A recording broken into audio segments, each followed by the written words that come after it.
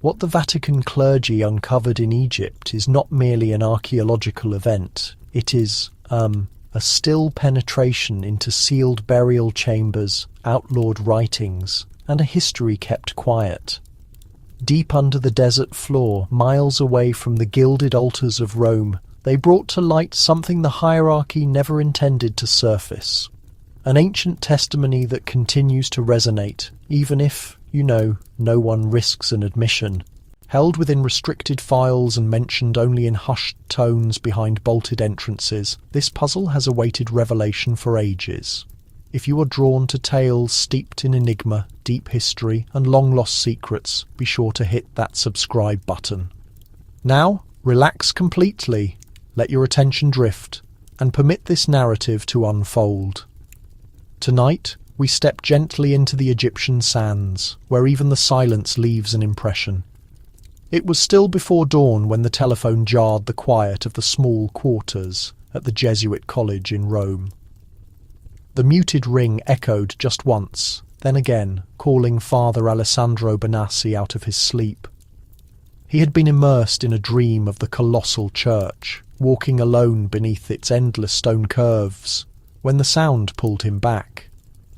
With deliberate movements he reached for the handset. Hardly anyone possessed this number. All of them were employees of the church. The voice on the other end was quiet, bordering on a whisper. It stated simply, "You are required at the archivum." Then the connection ended.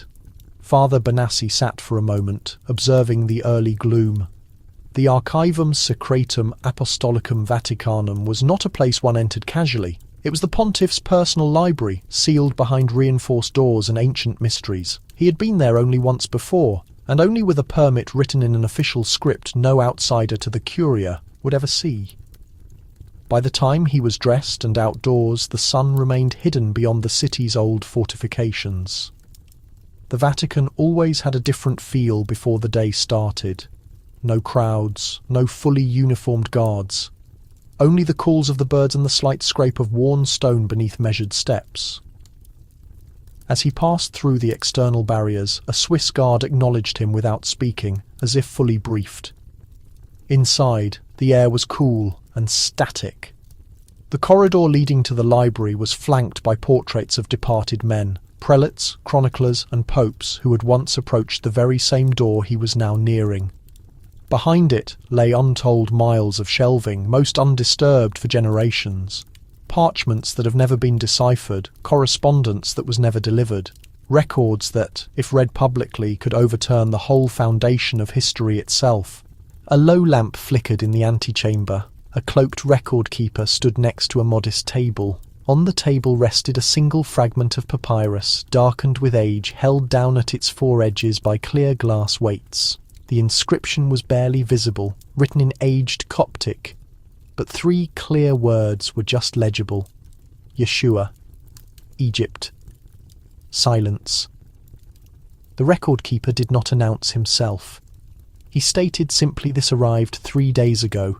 A duplicate was never created. It aligns with a manuscript rumoured to have been misplaced in the year 471. The original might still exist. He paused, then specified, "We think it is located near Luxor." Benassi leaned closer. Along the perimeter of the fragment was a blurred impression. Not language, but a sign. A cross enclosed by a circle, and within the cross, an eye. He had encountered that symbol only a single time before, decades prior, in a cloister far south of Cairo, a site the church had ordered permanently closed. His voice was husky as he questioned, "Who else is aware?" The record keeper lowered his gaze, then replied, "No one outside this chamber." And the Pope. The Vatican was dispatching him back. But this time, his mandate was not to recall the past. It was to locate what they had concealed. Father Benassi stood still, his focus locked on the archaic fragment. The sign, that distinct cross with an eye at its core, seemed to faintly glimmer in the lamplight. He had seen it etched once into the masonry of a demolished house of worship near the Nile. The Vatican had declared that location off-limits, then completely barricaded it. Now, years on, the symbol had returned, not in rock, but on papyrus, older than any sacred text he had ever examined. The record keeper cleared his throat and indicated the sealed passage behind him. "There is more," he murmured. "Come with me." They moved further into the depths of the archive, past the polished stone floors and faded effigies, into the oldest part, the section seldom discussed. The metallic doors at the corridor's end had no markers, no adornment, just layers of cold iron and a lock that demanded patience to open. As it groaned inward, a light cloud of fine dust rose into the air, swirling in the dim light like lost souls waiting too long for air. Inside, the scent of ancient scrolls was overpowering. Shelves towered toward the ceiling, loaded with rolls bound in leather and containers, with no labels. The record keeper stepped aside and directed his attention to a specific shelf. On it rested a long box wrapped in fabric. Benassi reached out, his hands steady, but his heart accelerating. He lifted the lid carefully. Inside was a complete transcription. Someone had copied the fragment word for word and included marginal observations in Latin. One phrase stood out instantly. It read, "He walked where the light meets the Black River, and the inhabitants named him the Silent One." Benassi repeated the words quietly, then flipped the sheet. That was when he saw the name Yeshua bar Yosef. Not just an allusion to Christ, but a full personal identity, transcribed in Egyptian Coptic, accompanied by a precise date, not Jerusalem, not Galilee, but southern Egypt, the 4th century. He looked up. Where did this come from? The record keeper hesitated. We are told it arrived through the general delivery. No receipt, no sender address, only a red wax impression stamped with the identical eye and cross emblem. Benassi studied the page once more. This was no fake. The ink, the lettering, the wear and tear. It was genuine. And if it was genuine, then this gospel, or whatever its classification, narrated an account the Vatican had permanently excluded from its official writings. A brief moment passed, and then the record keeper added, "The Pope desires a silent inquiry." The rest of your unit are being contacted right now. No written updates, no media coverage. The destination is known only to a select few. Benassi closed the case. In the stillness of that space, beneath the dust and behind the iron barriers, the magnitude of the task ahead settled heavily in his chest. Egypt was calling to him once more, but this time he would not be an observer. He would be an eyewitness. Father Benassi returned to his chamber that morning with the weight of antiquity pushing heavily against his chest. He did not go back to sleep. Instead, he lit a small oil lamp on the table and unrolled the copy of the Coptic document the record keeper had supplied. The translation annotations were precise, penned in the same gentle script used for centuries by Vatican copyists. The ink, though faint, still faintly reflected the soft glow of the wick. As he studied it, the text revealed something unsettling, something never preached from pulpits or written into official church doctrine. This was not a homily. It was a true account. A man, initially unidentified, appearing in a small Egyptian community along the Nile. He performed no miracles. He made no grand proclamations. He simply listened. The residents called him the Silent One, and over time they started to follow him, not out of spiritual awe or divine revelation, but because when he looked at them it was as though he had already excused everything. Benassi paused, his grip tightening slightly around the paper. The vocabulary was basic, too simple to be contrived. There was no embellishment, no lyricism, none of the sophisticated style found in later writings. This felt older, raw, like something narrated spontaneously by a bystander who did not realize he was documenting history. Then came Yeshua bar Yosef again, this time linked to a sentence that sent a sudden shiver up Benassi's spine. He arrived from Judea, but was not dispatched by mankind. He spoke with a heat that did not ignite and left no impression on the sand. This testament, if that's what it was, asserted something the Church had absolutely forbidden, that Christ or someone sharing his name had lived quietly in Egypt after the resurrection. Not merely a brief childhood visit, as Scripture suggests, but a later return in isolation. If this was factual, it would imply that the histories passed down for 2,000 years were incomplete, not untrue, but deliberately quiet where they should have offered detail. Benassi reached the final section of the scroll and found no passion, no ascension. Instead, the concluding sentence simply stated, he walked back into the river when his service was complete and the water did not ripple. No official record of this writing existed in the authorized archives. It was not included among the unofficial Gospels rejected by the early councils. It had never even been included on the Vatican's official roster of banned books, meaning it had been suppressed before it could be formally denounced. As the small lamp faded, Benassi leaned back and shut his eyes. He remembered a discussion long ago with a former teacher who once remarked, "The most harmful truth is not the lie we fear, but the silence we uphold." Now he comprehended the full meaning, and he dreaded what might happen if that silence was finally broken.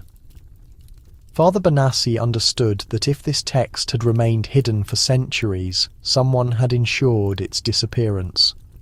The Vatican does not misplace documents, it conceals them. And if this purported gospel had never appeared on any recognized list of prohibited writings, then perhaps it had been kept quiet long before it ever reached the centers of power. He required context, a name, an echo from the distant past that could help him decipher the present situation. There was only one individual who came to mind, Father Lucien Morelli. He was a Jesuit, previously assigned to the Vatican's intelligence section during the Cold War. In his youth, Morelli had been instrumental in locating dangerous manuscripts hidden away in monastic settlements and remote libraries across the Middle East. Some were considered sacrilegious, some mere folklore, but a few were deemed so dangerously close to the historical truth, so unsettling to the established church teachings that they were neither kept nor destroyed, merely made to vanish. Benassi had met him only once years earlier during a seminar on early Christian splinter groups. Morelli had been sharp, reserved, and unnerving in his precision.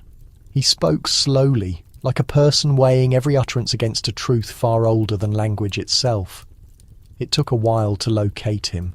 Morelli now resided in a small stone residence at the border of the Vatican gardens. Long retired, seldom seen. When Benassi arrived, he was seated in the sunlight, a warm cover over his legs, his fingers slowly tracing an ancient rosary. He appeared frail, but when he raised his eyes, there was still intensity in them.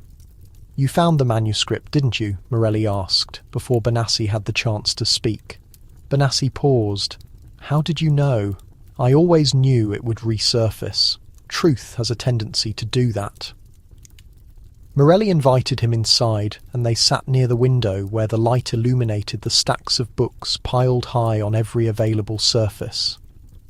Many were in languages Benassi could not read. "I encountered that symbol once," Morelli revealed. "The eye inside the cross in a monastery south of Cairo, near a town called El Minya in 1972. A clergyman showed it to me, etched into a paving stone beneath the main altar. 2 days later, that clergyman was transferred. The monastery was officially declared structurally unsafe, shut down indefinitely." Benassi leaned forward. "Why?" Morelli's voice dropped even lower. "Because the manuscript that carving pointed toward was believed to contain a gospel, not authored by a man, but by an observer, someone who witnessed him not perish, but simply walk away." Benassi stared at him. "You mean Christ?" "I mean someone who carried his name, his message, but not his final destiny." The elderly man sighed and closed his eyes. "Proceed with caution, Father. There are things buried in the sand for a valid reason. The Church does not fear deception, it fears a challenge to its memory. Benassi offered no reply. But in that quiet room surrounded by age and truth, he felt the significance of the path he had started, and he knew there was no possibility of retreating. The next morning the correspondence arrived. It came silently, slipped under his door some time before the sun came up. The envelope was black, heavy, and sealed with red sealing wax, the insignia of the Apostolic Palace pressed into its heart. No personal name, no signature, just a single Latin expression written in ink across the front. Silentium est arma, silence is a weapon. Benassi turned the envelope over in his hands, sensing the gravity of its contents. Inside he found 3 separate items. The first was a decree bearing the official papal seal, not a formal proclamation but a quiet directive, uninitialed and undated. The second was a one-way airfare to Cairo under a temporary identity. The third was a roster. 3 names, each one carefully selected, each linked to the Vatican in ways not easily found in public records. The first was Sister Miriam Alves, a Coptic language expert who had once translated ancient Christian devotional songs buried deep in the Sinai region. The second was Father Mateo Ruiz, a field archaeologist, known for his unwavering allegiance to the Church, particularly when discretion outweighed absolute truth. And the third name, much to Benassi's surprise, was his own. The final sheet contained a brief summary. The monastic site has been successfully located. You are to commence immediately. All further communication is suspended. Destroy this letter. After reading, Benassi carefully folded the paper and placed it on the desk. He gazed at it for a considerable time, feeling the stillness of the room press in around him. A mission of this nature was not part of standard Vatican procedure. This was the sort of task that would never appear in official church documentation. It would not be mentioned in internal meetings or recalled in biographies. It would simply happen, then cease to exist. He lit a candle and watched the small flame catch the corner of the envelope. The black paper curled and grew dark, turning completely to ash without a sound. When it was entirely gone, he placed the remains in a glass vessel and opened the window, allowing the wind to carry away what was left. That evening, as the church bells chimed softly across the rooftops of Rome, he packed only the bare essentials: a simple wooden cross, a worn notebook, a copy of the scroll's translated text, and the memory of Morelli's parting counsel. Before he left, he stood for a moment beneath the immense dome of St. Peter's Basilica. The cathedral seemed serene, timeless, but he knew the reality. Beneath the grandeur, past the shining tiles and decorated ceilings, this institution rested on secrets that remained unspoken. He had been dispatched to retrieve one of these secrets. His purpose was not to analyse or sermonise, but simply to remain silent. Whatever object they uncovered in the sands of Egypt, it was never intended for public knowledge, only for the deep storerooms that perpetually held the Church's most dangerous truths. The following day brought no relief from the gloom. Thick clouds hung over Rome, keeping the city dark even through the afternoon. Father Benassi moved with practised quiet through the Apostolic Palace's marble halls, summoned not by official notice but by a silent attendant clad in black. Nothing was uttered between them, only a simple gesture, a slight inclination of the head, and the faint sound of a key turning in an entrance few people were aware of. He was escorted down a corridor bordered by murals too faint to identify, past doors that hadn't been unsealed in decades. Their journey ended at an unmarked room. The usher stepped away. Inside, the space was confined. There were no windows, no seats, just a long wooden table, and a man standing next to it in a black robe, his expression placid but impossible to decipher. He did not offer his identity, but he directed Benassi forward. "I will not repeat any instruction I give," the man began, "and nothing I say will be recorded. You will not document this. You will not mention this discussion to anyone outside your designated team." "Is that clear?" Benassi agreed with a nod. "There is a site located south of the city of Luxor, a Coptic religious retreat, officially closed, no longer in use. Scans from satellites indicate a structure deeper below the visible one, potentially undisturbed for centuries." Benassi studied the man's rigid composure. There was something unsettling about his lack of movement, as if every sentence had been carefully prepared long before this moment. "You will travel there using diplomatic credentials. The Church has secured your safety, but no official paper will connect this activity to Vatican leadership. If questioned, your explanation is that you are researching ancient musical compositions. That is all." Benassi moved to speak, but the man held up a hand.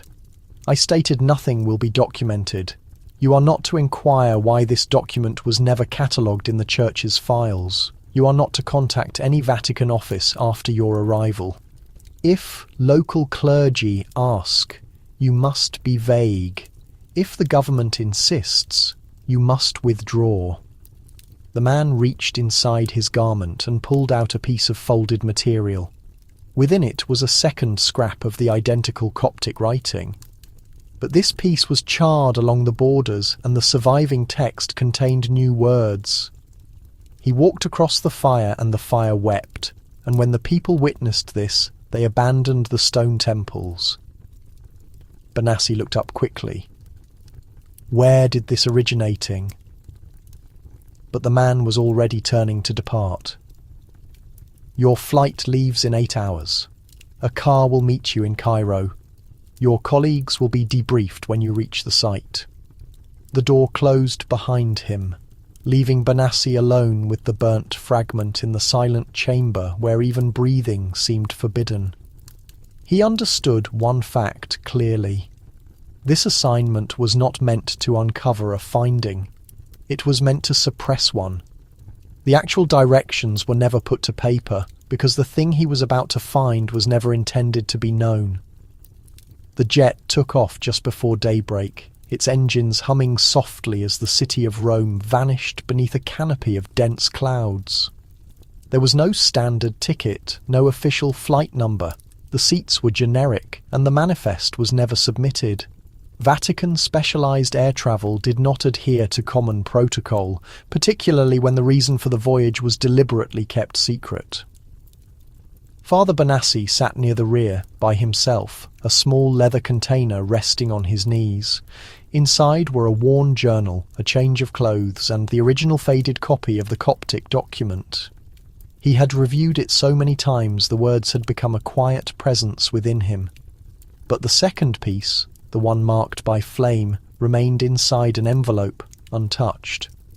He had not been brave enough to examine it again. Across the narrow aisle sat Father Mateo Ruiz, one of the few Vatican historians capable of work without needing explanations. He appeared younger than Benassi recalled, with sharp, focused eyes and hands that were constantly busy. He had brought his own canvas bag filled with tools and a hand-drawn map. They only exchanged a few pleasantries. Nothing more was required.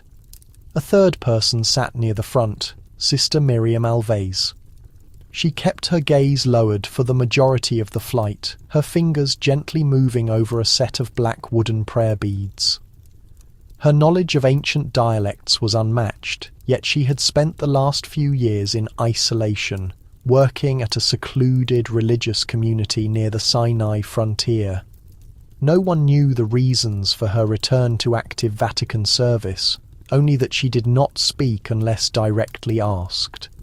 3 passengers, each chosen not merely for their expertise, but for their ability to keep silent.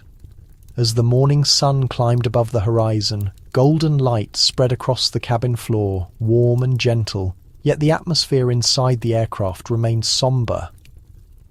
No one had explained the true object of their search, only that it had been discovered once before, and that error must not be made again. 2 hours into the journey, a flight attendant handed Benassi a sealed envelope. Inside was a photograph, poor quality and creased, showing a section of a stone surface buried in the desert sand. At the centre was a carving, faded but clear, the same eye enclosed within a cross. The photograph was dated 1943, the location unlisted. Benassi glanced up at the small window. The cloud cover was starting to dissolve, revealing the smooth, golden expanse of the Egyptian wasteland below. Somewhere beneath that endless sand lay a location that had not been mentioned in over 70 years. He closed the folder and settled deeper into his chair. They were not travelling toward an archaeological discovery. They were moving towards something the church had consciously chosen to forget. An item removed from all records, not by oversight but by careful plan. And now, for reasons no one would articulate, they had been ordered to dig it back up. The Cairo airport was a chaos of light and sound, but none of it seemed to register with the 3 travellers who exited the unlisted flight. No identification was checked, no customs process observed.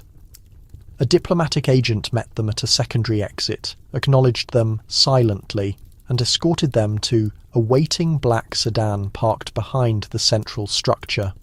Their driver introduced himself only as Youssef. He was tall and reserved, dressed in ordinary clothes, and spoke English with a quiet tone. His eyes were steady, but his posture was tense, like a person who holds secrets as others hold ordinary possessions. When asked how he knew where to meet them, he simply replied, "I was told you would arrive." The car departed the city quickly, moving past the edge of Cairo's congestion and into the flat, limitless expanse of the desert. The road was narrow, ancient and barely marked. They drove for hours, encountering no signage, no public transport, no other travellers, just the wind, the sand, and the slow descent of the sun toward the golden horizon. Benassi watched the dunes rise and fall like ocean waves frozen in time. He looked back at Sister Miriam, who had dozed off with a book resting in her lap. Father Matteo, meanwhile, had taken the map from his satchel and was tracing imaginary lines in the air, comparing the contours and elevations to landmarks that did not appear on modern charts. At one point, the driver steered off the paved road entirely. The tyres stirred up dust as they followed a faint track cut between 2 low rock faces. There were no illumination sources, no guiding markers, only dry wind and the growing realization that they had entered a territory even maps had intentionally omitted. Finally, just as darkness began to fall, the vehicle slowed and stopped before a crumbling stone doorway half buried by sand. It bore no inscription, no welcoming sign, only an old wooden cross roughly affixed to the wall. "This is my terminus," Youssef said without turning. "The remaining journey you must walk." Benassi stepped out into the absolute quiet.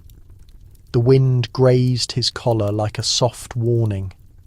Somewhere beyond the gate, obscured by the dunes and by the years, was the monastery, their objective. He turned to thank the driver, but the car had already vanished, retreating down the track with a plume of dust trailing behind it. For a long moment, the 3 stood together in silence, facing what appeared to be nothing more than deserted stone. But they all knew the truth. This place had been selected for its obscurity, not abandoned, but deliberately erased. Whatever the Vatican feared had once found a home here, and now, step by cautious step, they were about to confront it once more. The desert wind shifted as they approached the decaying gate, its dry touch brushing against their robes like a caution. Faint outlines of old rock walls appeared ahead, partially swallowed by sand and silence. The monastery revealed itself not all at once, but in fragments. A broken bell tower, a carved archway, a small chapel dome barely holding its shape. Time had treated this place harshly, and yet it still stood. As they moved through the gateway, a figure emerged in the deep shadow of the main entrance. An aged man in dark robes, gaunt and utterly motionless, as if he were part of the very stone that supported the structure. He did not speak immediately. His eyes, obscured by time, looked past them, not with a lack of sight, but with a deeper, unsettling awareness. "I am Abuna Toma," he said softly, his voice like the sound of dry leaves on rock. "I was informed you might arrive, though I had prayed you would not." Benassi moved forward, uncertain how much information to offer. "We were dispatched by—" "I know your sender," Toma cut in, "and I know the object of your search." Sister Miriam and Father Matteo exchanged a brief look, but remained silent. The old monk turned slowly and gestured for them to follow. They entered the main hallway, where the cool air seemed to cling to the walls like a history of secrets. Faded pictures lined the passage, showing saints and symbols. But many of the faces had been scratched away long ago, not by the passing of years, but by human hand. "You are not the first visitors," Toma said, his back still turned. "Many years ago others came, priests from the Vatican, like yourselves, but not all of them departed." He paused before a heavy wooden door at the hallway's end. His fingers touched the handle, but did not turn it. They found something beneath this foundation, something ancient, older than this house of worship, older than Rome itself. It was never intended to be disturbed. Benassi felt a sudden sharp pressure in his chest. "Do you believe it was a source of evil?" Toma quietly shook his head. "No. But truth does not need to be wicked to be perilous." The monk turned to face them fully now. His eyes, though clouded, were resolute. "I have maintained the secrecy of this place for 40 years. I have watched the sand cover what should have stayed forgotten. But you are not here to maintain its peace. You are here to bring it to light, and once you do that, it can never be returned to the dark." He opened the door. Inside was a cramped stone staircase carved into the living rock, spiralling downward into pitch blackness. The air that ascended from the depths was dry and cold, yet it carried something else, a faint scent, not of death, but of deep memory. Toma stepped back. "What you seek is below. But understand this one truth. Once you cross that edge, nothing you believe will remain unaltered." With that, the Keeper of the Forgotten stepped aside and permitted them to descend into the silence that lay beneath. The steps were irregular and narrow, cut directly into the rock face, spiralling downward in a slow, calculated descent. Each footfall was muffled, as if the stone itself recalled the footsteps of others from a distant past. The temperature dropped the further they went, but it was not the chill that made Benassi feel uneasy. It was the feeling of oppressive weight, as though the walls had once breathed and were now deliberately holding that final breath. The weak light from Matteo's lamp revealed little, just rough stone, an occasional faint etching, and dust. So much dust it layered their clothes, their eyelids, and even the edges of the document tucked securely inside Benassi's coat. When they finally reached the bottom, the stairs ended abruptly at a flat landing. A massive wooden door stood before them, thick, banded with iron, and silent. There was no visible lock, but it resisted their attempts to open it. Together the three of them exerted their strength. The hinges protested with a grinding noise like something waking up after a long period of slumber. The door yielded to a narrow, low-ceilinged cellar with dry air, so unnaturally still it felt wrong. This was not a space that had been used for storage. It was a space that had been sealed off. There were no openings, no fixtures for lamps, no indications of recent activity. Just stone shelves carved into the walls, most of them empty save for a few shattered clay vessels and a single rusty container. Then they saw it. At the far end of the chamber, past a collapsed archway, was a sealed entrance, made not of wood but of solid stone. It was covered in various symbols. Some were recognizable Christian marks, the Chi-Rho, the fish, the cross, but others were far older, markings Benassi could not identify. And at the exact centre of it all, barely visible beneath layers of dust, was the same carving they had encountered in the scroll and the photograph, the eye enclosed within the cross. Miriam took a step closer, her breathing shallow. "This site was not meant to be located," she whispered. "Again." Matteo knelt beside the stone entrance, wiping away the sand with his gloved hand.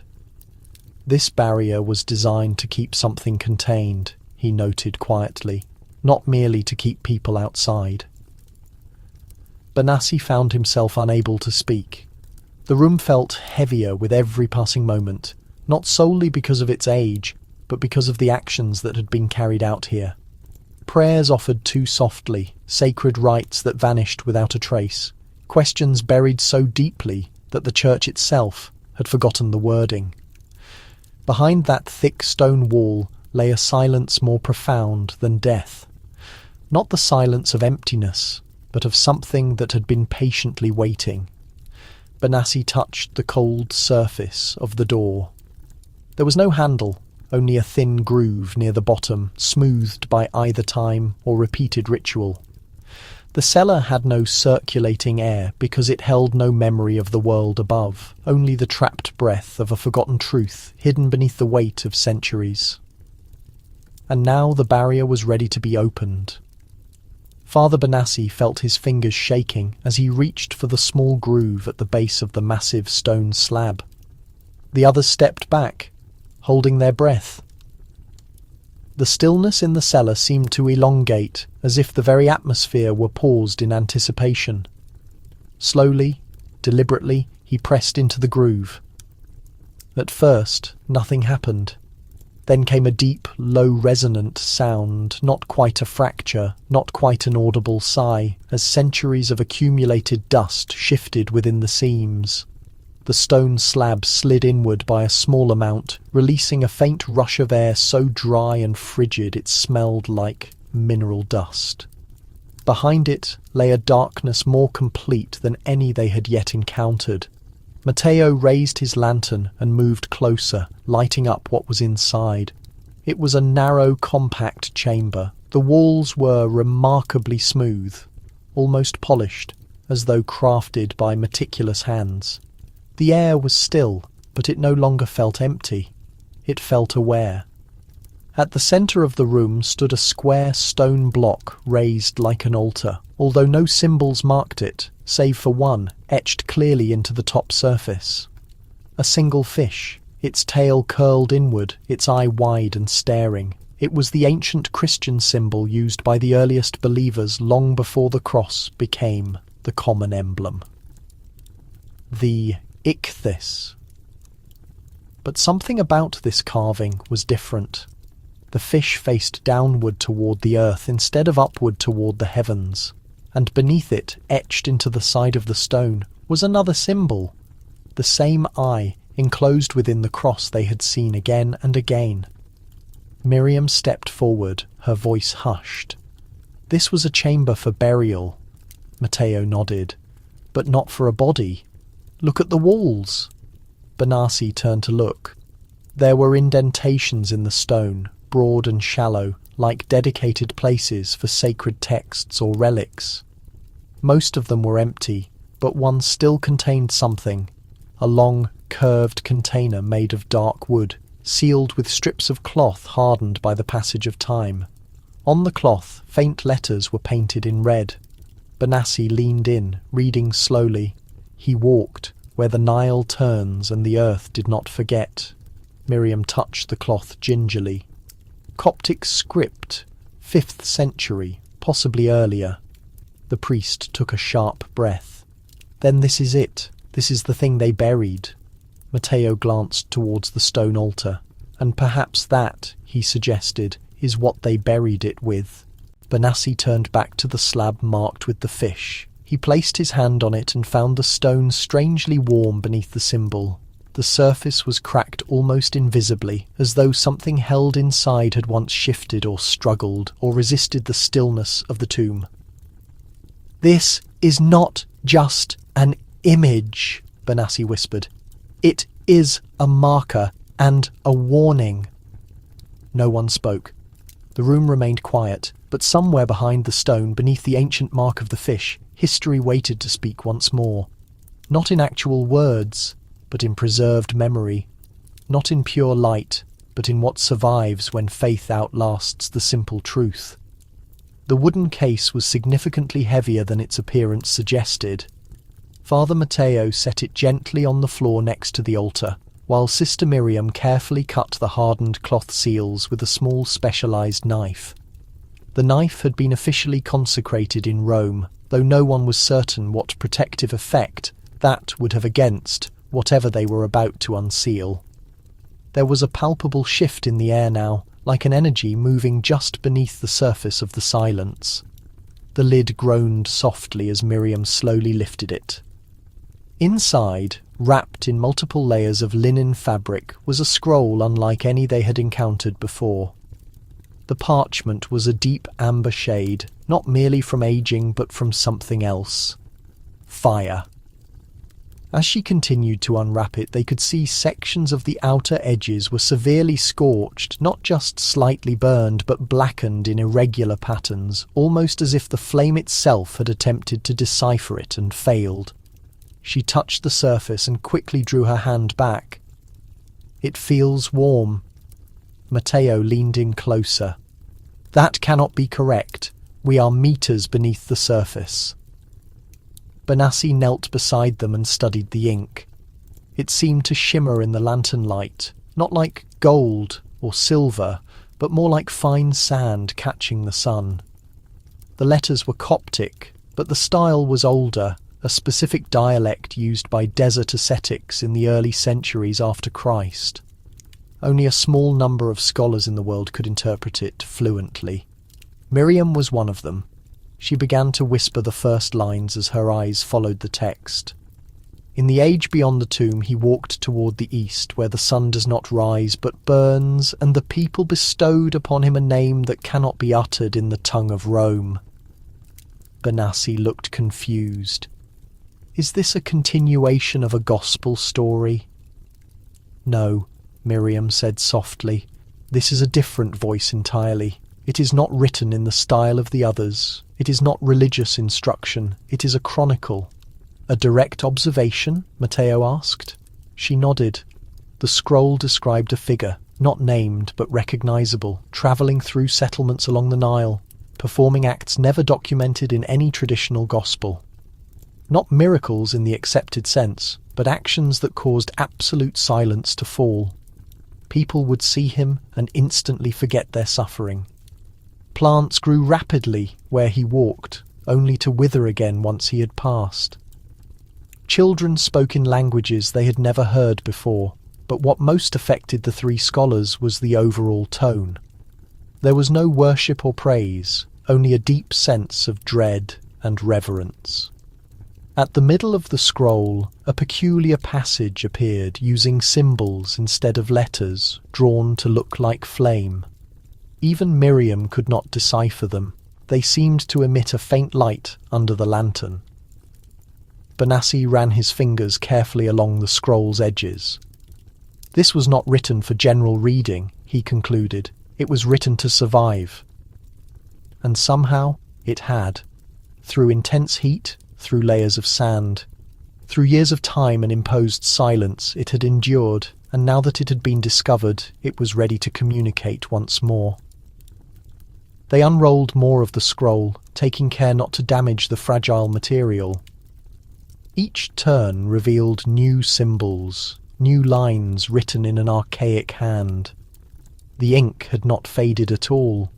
In some places it appeared even darker than before, as if it had soaked deeper into the parchment over time.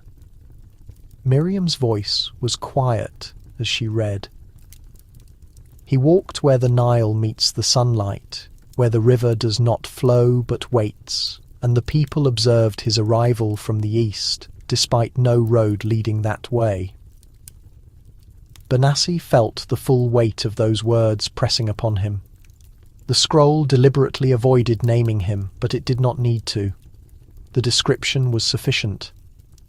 The figure moved through the desert, always unaccompanied, always in silence. The people understood he originated from Judea, but none could explain how he got there. He brought no followers, offered no formal sermons, only gifts.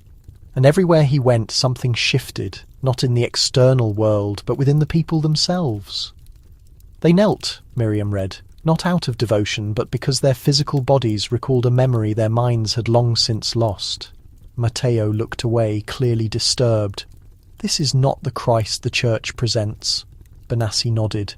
"It is not a contradiction. It is something entirely different, an interpretation concealed beneath the others, a chapter that was never spoken aloud."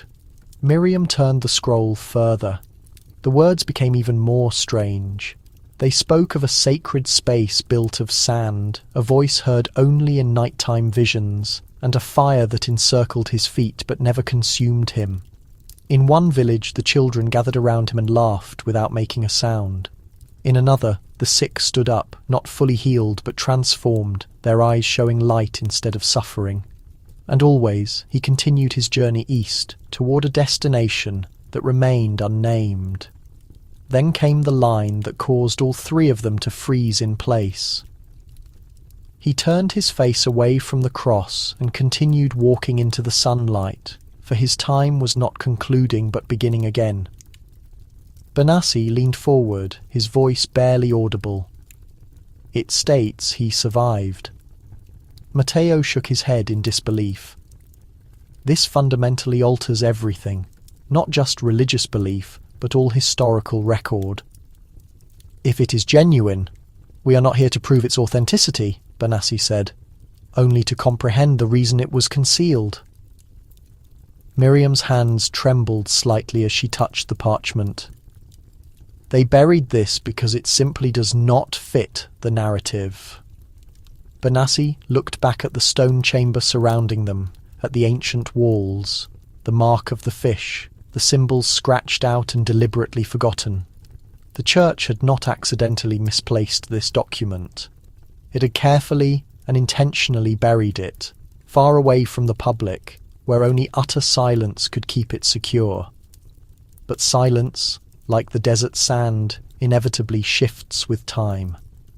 And now this voice from the consuming fire and the empty desert, from the river where the sun meets the stone, had finally spoken again, and the church was forced to listen, whether it wished to or not. The scroll produced a faint crackling sound as Miriam turned to the next section. The ink here was deeper, heavier, almost as if written in great haste. The words felt different too, not like a chronicle or a formal testimony, but like a brief lesson, a direct teaching. She glanced at her colleagues, then began to read aloud. "There was a traveller who stood at the junction of three pathways. One led toward the central temple, one led toward the city market, and one led into the wild hills. The people inquired of him which was the correct path to find God, and he replied, 'The first will teach you only his name, the second will attempt to sell you his image. But the third will never utter his name, and yet he will find you there.'" Miriam paused. "It is structured as a parable." Benassi slowly nodded. "But it is not one we recognize." Matteo bent over her shoulder, reading silently. "This follows the exact structure of Christ's known parables, the identical cadence, but it originates from no established gospel." Miriam went on. "Up in the desolate highlands, the wanderer found no organized worship, no clergyman, no established code, just the rushing air and a presence that sought no answers. And in that lack of noise, he saw his true self not as he currently was, but as he had the potential to be. A profound coldness settled in Benassi's chest. This was not simply defiance of doctrine. It was recognizable, unsettlingly so. The wording was gentle, the idea uncomplicated, yet it carried more weight than centuries of formal speeches. He moved away from the document and looked at the stone altar with the symbol of the fish carved into it. That same ancient sign had led them here, a mark of the earliest Christian followers who had no grand churches, no riches, no singing chorus, only shared narratives and quiet devotion. What if this message was not actually lost? Benassi asked softly. What if it was rejected because it offered too much space for individual interpretation? Matteo knitted his brows. Too much independence, you mean? Miriam glanced up. And too little ability to control people. The room quieted once more. This allegory, this tale of divergent paths, was not a threat because it went against existing belief. It was dangerous because it made faith deeply personal, private. It circumvented every established level of authority and appealed directly to the individual's spirit. Benassi touched the brittle page. The writing had dried centuries ago, but the meaning was still alive. He murmured the passage's final line, and the man did not return, for he no longer needed the sanctuary to find what had never been truly missing. In the still air of the chamber, the words resonated like a bell that had been silent for a very long time, and somewhere far above them, under the vast sky and the sand, the institutional church remained, observing, anticipating, and perhaps even fearful. The final part of the scroll was shorter, the material became thinner towards the end, and the last sentences were inscribed in a smaller, tighter script, as if the author was worried about being discovered. Miriam ran her fingers softly over the text, her tone measured, careful, like someone sharing a hidden knowledge. Do not speak of what you have heard to Peter. He is unprepared. None of them are. The genuine insight must walk alone before it is allowed to be spoken aloud. She raised her gaze to Benassi, her voice a near whisper. Peter. Benassi gave a grave nod. The name is deliberate. In the accepted accounts, Peter was considered the foundation upon which the church was built, the one chosen to lead after the resurrection, the first to acknowledge Christ's divine nature. And here, in this concealed document, the implication was clear.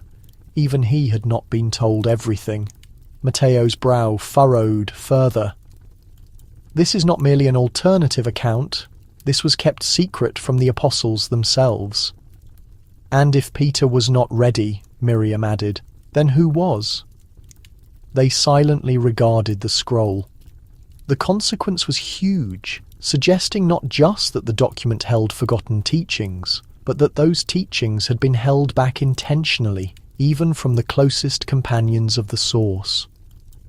Benassi's mind drifted to Rome, to the polished marble corridors of the Vatican library, where shelves stretched like stone chapels filled with sanctioned knowledge, all of it structured, scrutinized, safeguarded, and above all, a structure resting on Peter's reputation. He stepped away, pacing slowly within the small room. What if this message was intended for an entirely different audience, he wondered. Not the church, not even the direct followers, but for those who would eventually uncover it much later, when the silence had grown too overwhelming. Miriam touched the scroll once more, her expression distant. This final line, it is not an ending, it is a caution. Matteo looked uneasy. What kind of sacred text warns against sharing its contents? Benassi ceased his pacing, one that was never meant to be proclaimed, only experienced. The shifting light from the lamp cast elongated shadows on the walls, touching the edge of the altar stone and the subtle curve of the fish symbol beneath their feet. The room seemed smaller now, more contained, as if time had folded around them. Miriam carefully closed the scroll and returned it to its container. They had found what they sought, but none of them felt triumph, only transformation. As they started to leave the chamber, Benassi looked back one last time. Do not tell Peter what you have heard, he murmured to himself, and for the first time in his life, he wondered if faith could endure a truth too profound to be communicated. The three of them ascended back into the quiet underground room, their steps heavy with unresolved questions. The ancient parchment lay sealed again inside its dark wooden box, unaffected by age, but not by the significance it held. No one spoke as they returned to the outer chamber. The air, though stagnant and dry, felt heavier now, as if the space had absorbed their silence and was holding it tightly. It was Miriam who first noticed the symbols. She paused next to one of the stone columns near the edge of the chamber, holding her lamp low. There, etched into the rock, half obscured by layers of dust, were three recognizable forms: a cross, an ankh, and a flame. Matteo moved next to her. "Christian, Egyptian, fire." Benassi drew closer. "A blending."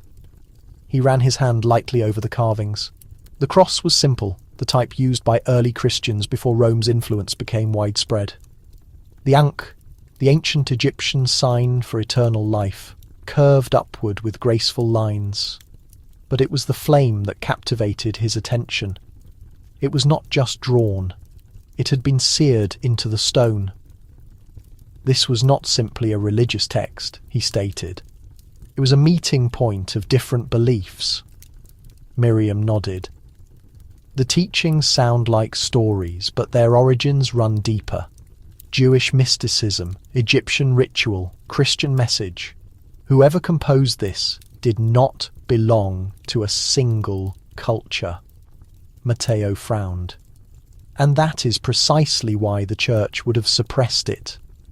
Benassi recalled a conversation he once had with a Vatican academic, a reserved man who believed the early church had silenced more concepts than it had preserved.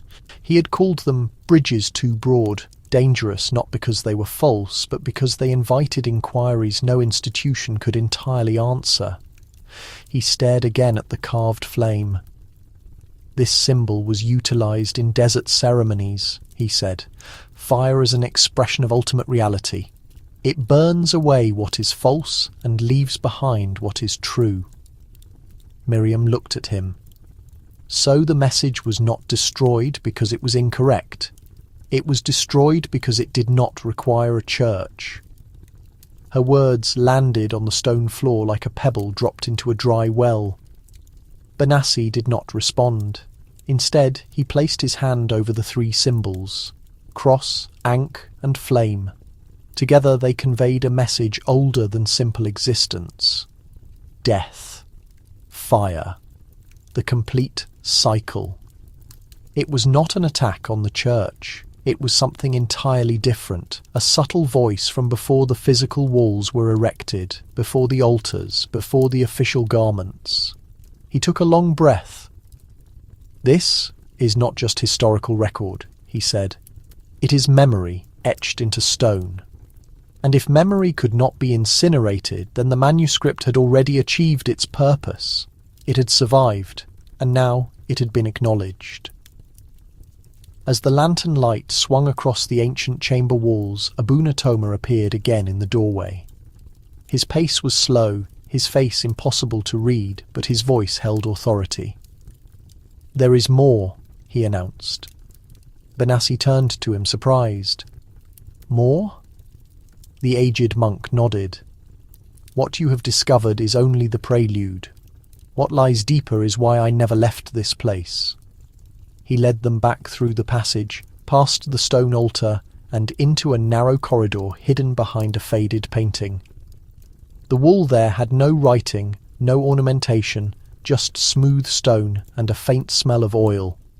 At its centre was a wooden panel, decaying at the edges but held firmly by old iron hinges.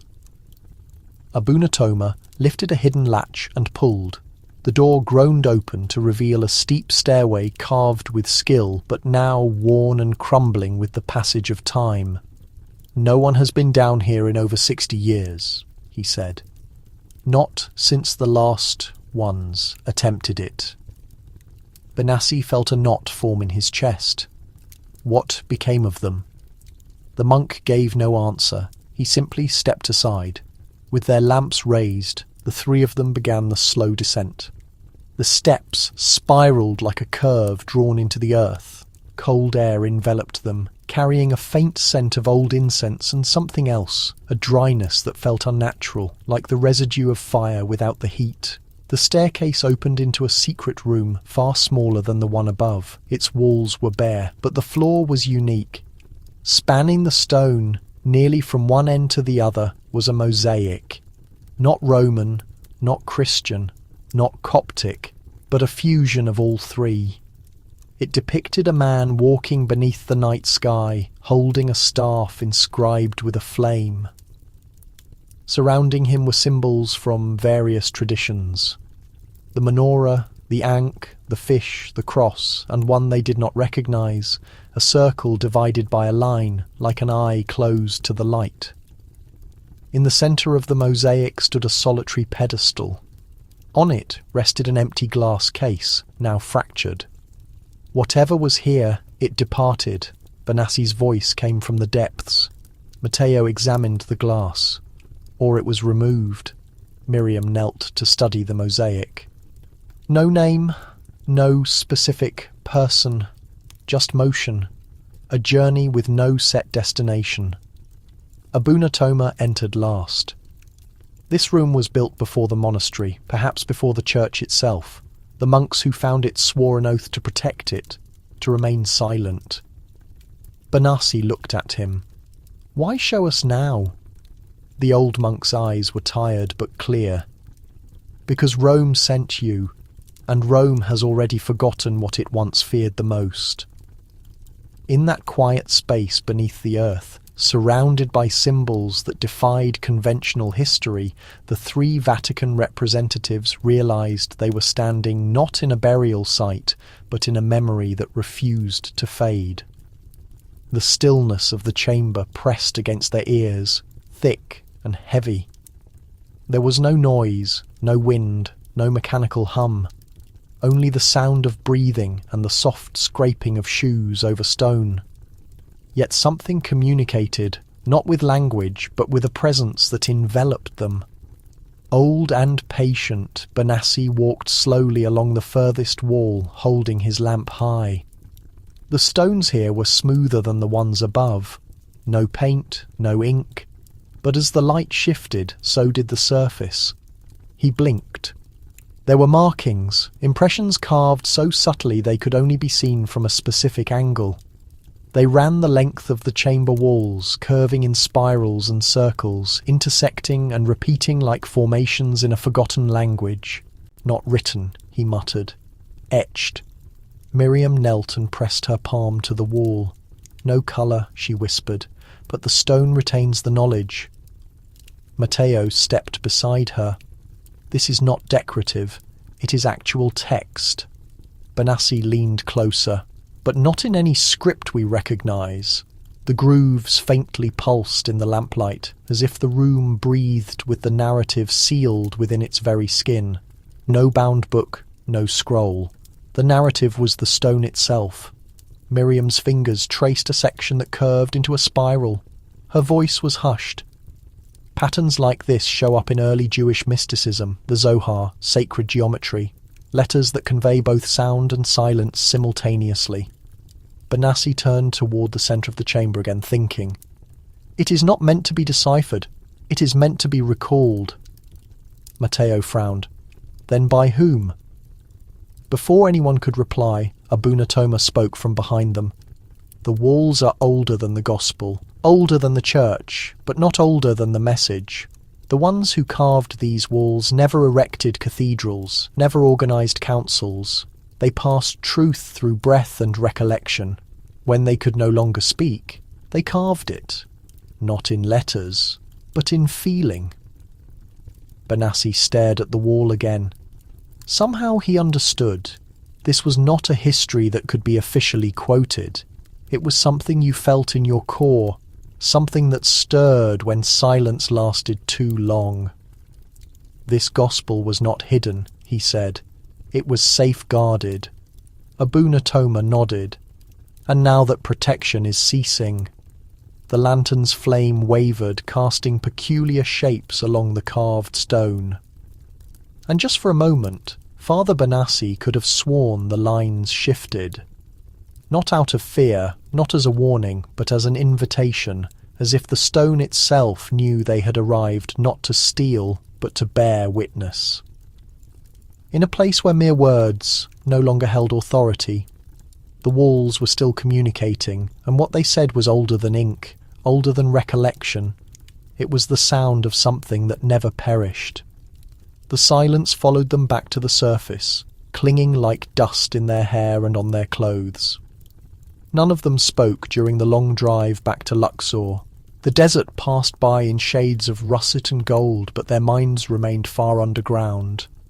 At the hotel, the regular world returned. Tiled floors, ceiling fans, the soft rustle of staff uniforms. But something had changed. The world above now felt less real than the one they had just left. As Father Benassi stepped into the main lobby, he noticed him. A man seated in the corner near the large indoor tree, European, mid-50s, wearing a light-coloured linen suit that seemed too sharp for the climate. He sat without reading, without writing, without looking around, simply waiting. Benassi felt a faint chill. He walked past, giving no indication of awareness. But he sensed the man's eyes follow him, not with curiosity, not aggressively, just observing. Later that evening in the dimly lit hotel dining room, Miriam leaned in and whispered, "There is a man watching us. Lobby, far corner. He barely blinks." Benassi nodded. "I noticed him." Matteo sipped his tea. "He's not from the Vatican, I checked. No one from the central administration matches his appearance."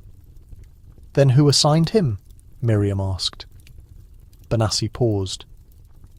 "There are other organisations who monitor the same entrances we do, just not through the same openings." That night, as they prepared notes in Benassi's room, a folded slip of paper was slid under the door. No name, no signature, only 4 words. "Stop digging." Miriam held it up. "He knows."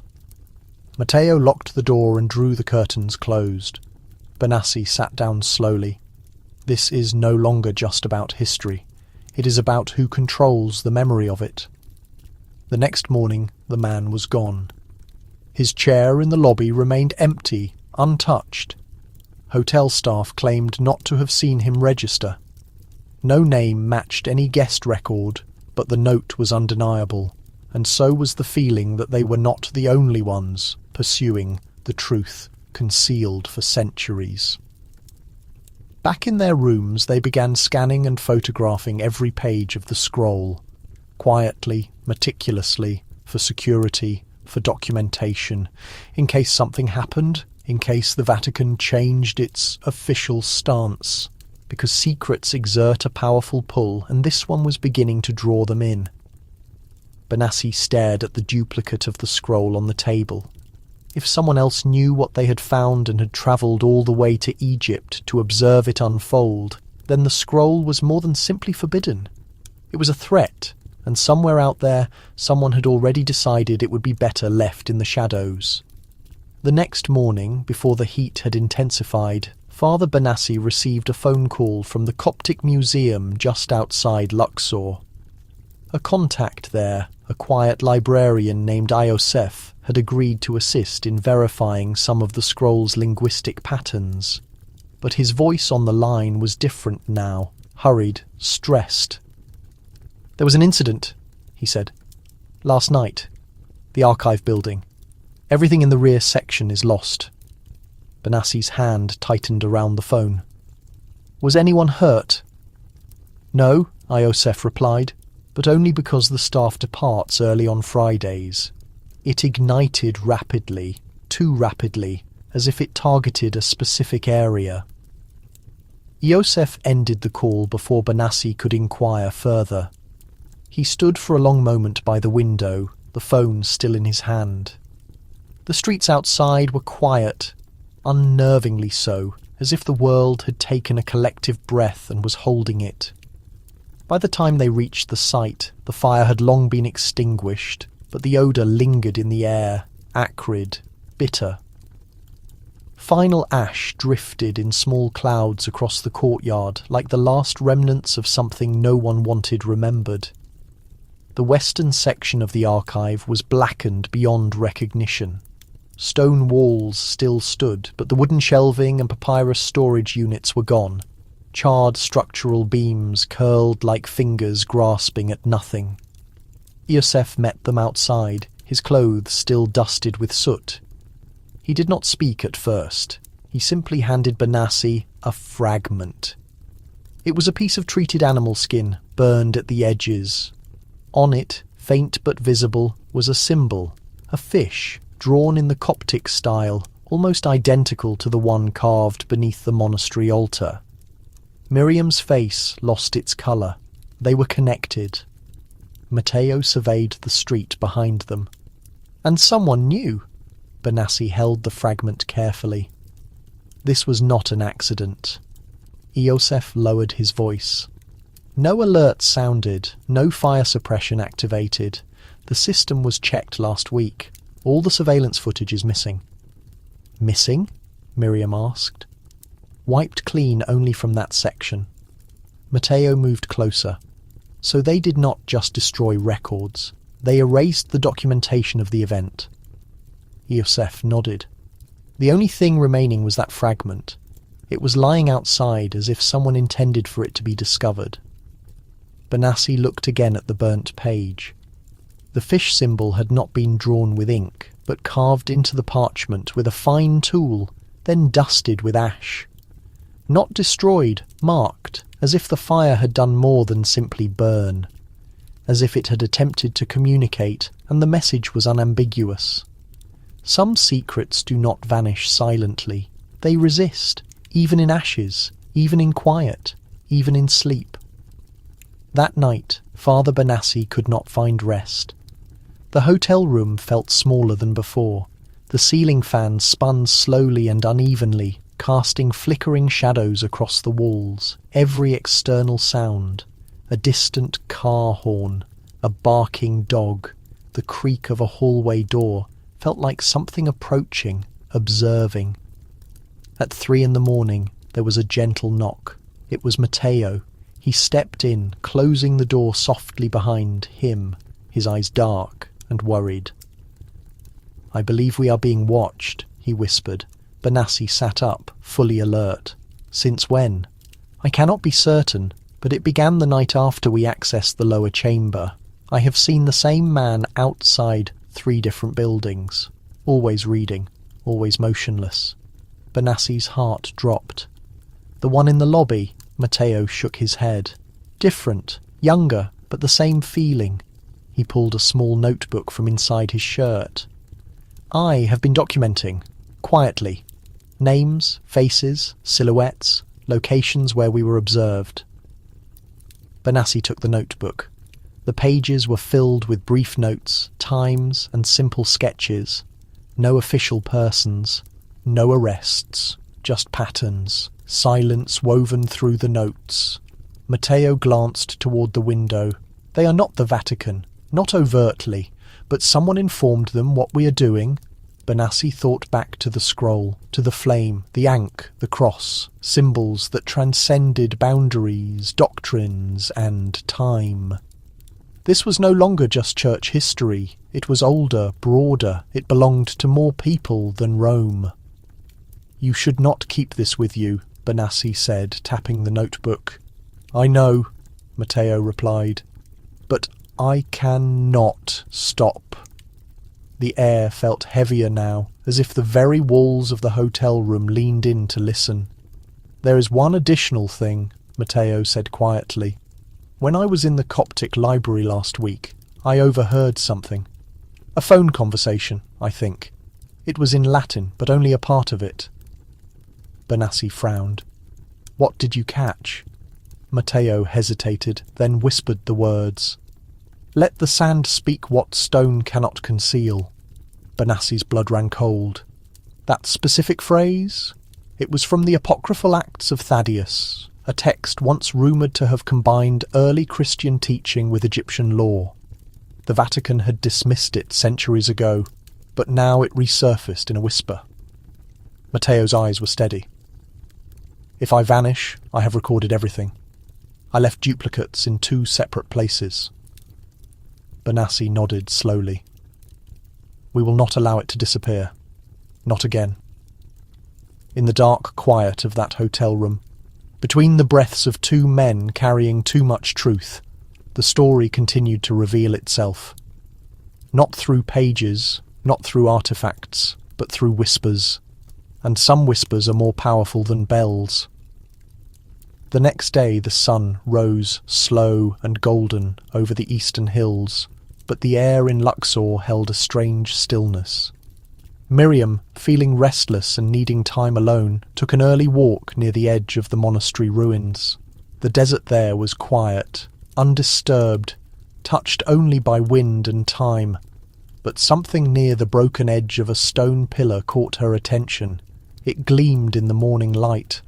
Half buried in the sand, almost too small to notice, was a coin, old, substantial, and warm from the earth. Miriam crouched, wiping it clean carefully, her heart accelerating the more she saw. The face was worn but still recognizable. Not Roman, not Greek. The inscription curved in a script neither Arabic nor Latin, and the symbol pressed onto the reverse was undeniable, a cross inside a circle surrounded by 5 small marks, like seals. She brought it back to the others immediately. Benassi turned it over in his palm, his brow furrowed. This is not common currency. Matteo peered closer. It is Byzantine, I believe, but this mark, the 5 seals, I have never seen it on anything official. Miriam opened her notebook and turned to a page she had marked days earlier. Here, she said, it matches a drawing from a 5th century Coptic manuscript, the Brotherhood of the 5th Seal. Benassi looked up slowly. That group was officially condemned by the Council of Chalcedon, declared heretical. Matteo's voice lowered. Because they asserted Jesus taught 2 separate truths, one for the physical world and one for the spiritual. And both, Miriam added, could only be grasped in silence. Benassi turned the coin over once more. If they were here, they may have been the custodians of that scroll. Matteo nodded. Or protected it. The coin had survived, buried for centuries in sand and still unaffected by rust or time, as if it had been waiting. Miriam whispered, what if this monastery was one of their final safe havens? Benassi's thoughts raced. A document that suggested secret paths to truth, a brotherhood silenced by official councils, a coin that should not exist in this location and yet had risen from the ground like a long-buried voice. We are not merely dealing with a lost religious text, he said. We are walking through the remnants of those who risked everything to keep it alive. The room fell silent. That single coin, no larger than a fingertip, was enough to alter the entire narrative.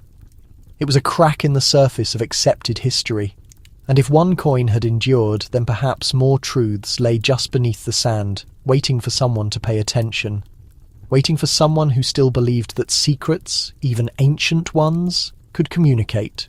That night they met quietly in the back area of a small tea house near the river, away from the main streets and the curious gazes of tourists. The light was low, the walls lined with old wooden shelves, and the air scented with steeped herbs. It was there they were introduced to Professor Nabel, an elderly Egyptian scholar whose expertise in early Coptic texts was known to only a select few within academic circles. He sat with perfect posture, his eyes bright but weighed down by the burden of stories no institution would ever acknowledge. In front of him lay the coin Miriam had found. He studied it for a long time without speaking. Then, with a slow intake of breath, he said, "The Brotherhood of the 5th Seal was never just a legend. They existed, but they were not preservers of defiance. They were guardians of memory." Benassi leaned forward. Memory of what? Professor Nabel looked up. of a teaching too powerful to be claimed by any single religion. He traced a finger around the coin's edge. The 5 seals were not symbols of rank or progression. They were reflections of concealed realities, each one revealed only after the one preceding it. The final seal, the 5th, was silence. Not the absence of sound, but the presence of something deeper, a comprehension beyond language. Miriam whispered, "Like the etchings in the stone." Nabil nodded. Exactly. The Brotherhood believed that the ultimate truth of the Christ could not be written or spoken, only experienced, only lived. Matteo asked, "Why were they condemned?" "Because they did not serve official power," the professor answered. They believed that once the church acquired physical form, buildings, titles, armies, it had already deviated from that final truth. So they disappeared into the deserts, into caves and catacombs, and some say into Egypt. Benassi looked at him. "You believe they came? Here?" "I believe," Nabil said, "that they never fully left." He reached into his bag and produced a faded page, a hand-drawn map marked with unusual lines, and a small cross deep in the desert, far from any established route. "I discovered this while translating the writings of a monk who died in the late 4th century. He spoke of a place called the Eye, beneath the sand, a chamber of the 5th seal." Miriam took the map, her hand slightly shaking. "Do you think the scroll originated there?" "I think," Nabil said, "it never should have been removed." Outside, the wind shifted through the streets, brushing sand over stone, carrying voices long silenced. Benassi folded the map slowly. "Then we follow the seal." Because if the Brotherhood had concealed the truth in quiet, it was not to keep it secret. It was to shield the world from a truth it was not yet prepared to receive. The morning after their meeting with Professor Nabil, the team returned to the hotel in silence. The map, now folded in Benassi's jacket pocket, felt heavier than just paper. It felt like an opening, one that once opened could not be closed again. But by the time they stepped into the lobby, something had changed. The man behind the reception counter was unfamiliar.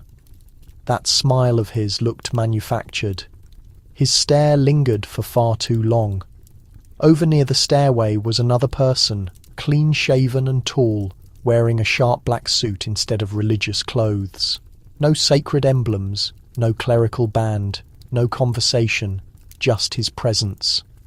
Benassi froze quickly, then kept walking as if nothing was out of the ordinary, but he understood that Rome had sent a silent observer to watch them. The 3 met inside Miriam's room and made sure the door was secured. "He is not a priest," Matteo whispered, drawing the curtains completely shut. "No," Benassi agreed. "He is something altogether different. The Vatican employed certain men who were never seen in public or mentioned in documents, agents who answered solely to the very top authority. Not the bishops, not the cardinals, and not even the established religious bodies. Their purpose was uncomplicated: shield the church from matters it couldn't make sense of, or worse, from the truths it desperately wanted to keep buried." Miriam settled on the edge of the bed, her voice barely audible. "Does he know about the map, do you think?" Benassi gave a slow nod. "He doesn't need to know the details. He only needs to feel the disturbance. Word has reached Rome, and now they want control of the situation." That night, as they left for their intended meeting with Professor Nabil, the man in black materialized near the hotel's front entrance. He didn't try to stop them. He didn't utter a word, but his existence constricted the air around them like unseen twine, pulling tighter and tighter. The meeting had been cancelled. The tea house was completely closed, all the shutters drawn. A note fixed to the door stated plainly, "Gone north, no return." Benassi folded the paper without comment. Matteo's voice was hushed. "We aren't the only ones being followed. Back at their hotel, a second envelope lay beneath their door. No official seal, no signature. Inside was a plain card bearing just 2 words: "Step carefully." Benassi set the card down, his jaw tight. "They are trying to scare us," Miriam whispered. "No," he said. "They are reminding us who holds the power of silence." For hundreds of years, the Vatican had hidden anything it couldn't incorporate, and now the dark influence that had travelled alongside popes and holy men had arrived in Egypt. Not to uncover the truth, but to make certain it remained in darkness. The monastery was still. Heat shimmered above the ancient stones as the trio returned quietly, re-entering through the low, arched door where their search had started. The atmosphere of the place felt suddenly changed, heavier, more subdued, as though the building itself held its breath. Abuna Toma was waiting for them. His sightless eyes were aimed toward the sun, steady and unblinking. "They have arrived, then," he stated softly. It was a known fact, not a question. Benassi affirmed it. "Yes." The elderly monk's grip tightened on his wooden cane. "Then the moment is here." He led them away from the storage area and toward the chapel, a narrow space containing a simple wooden altar and a single seating bench.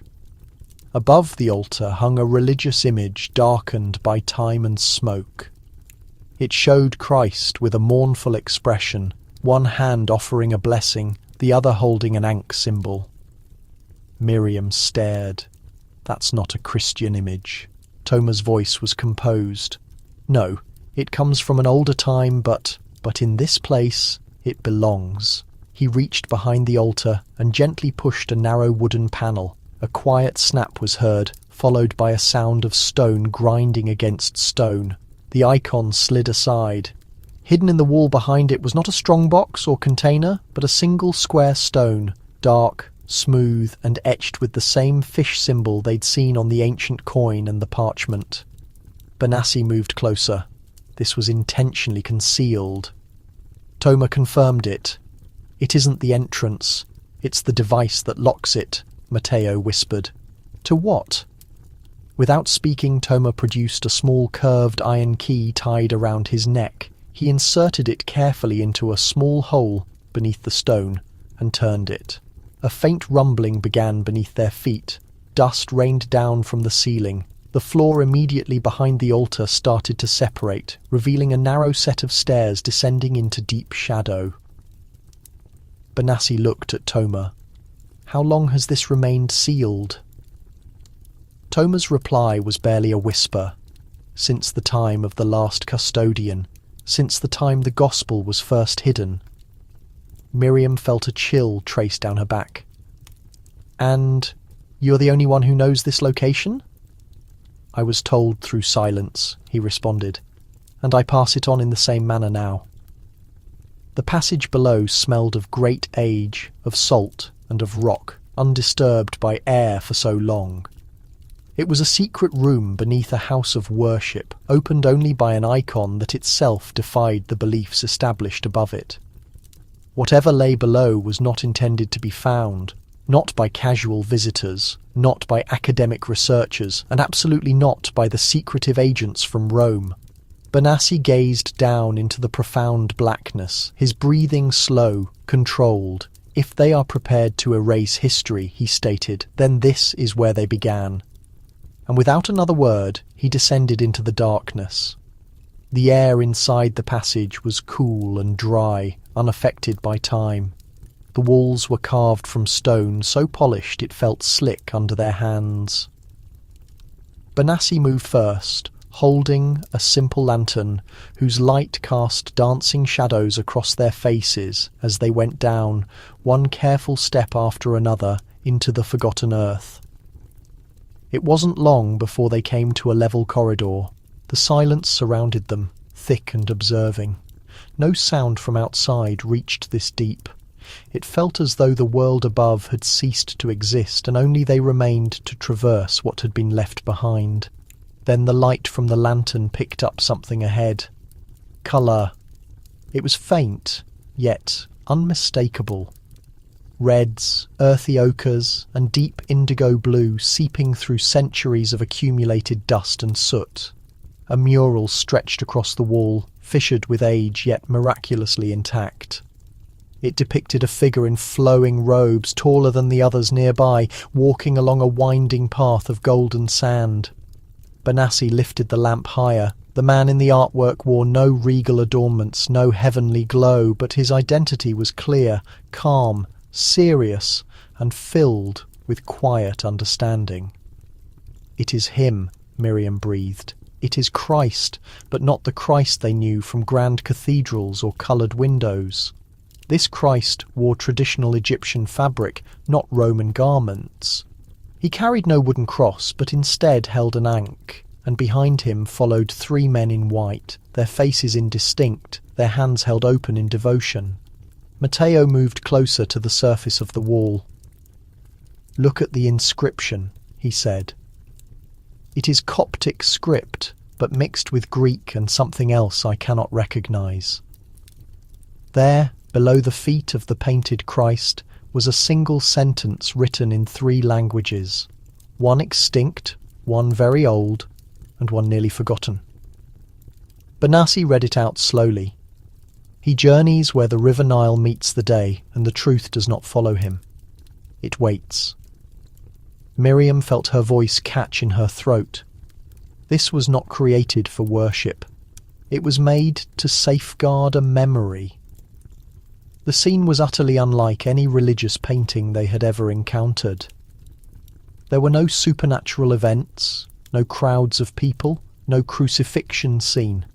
Just a trek, a peaceful walk across the sand beneath a scorching sky, and the strong sense that something sacred had been taken far away from the gaze of the ruling power.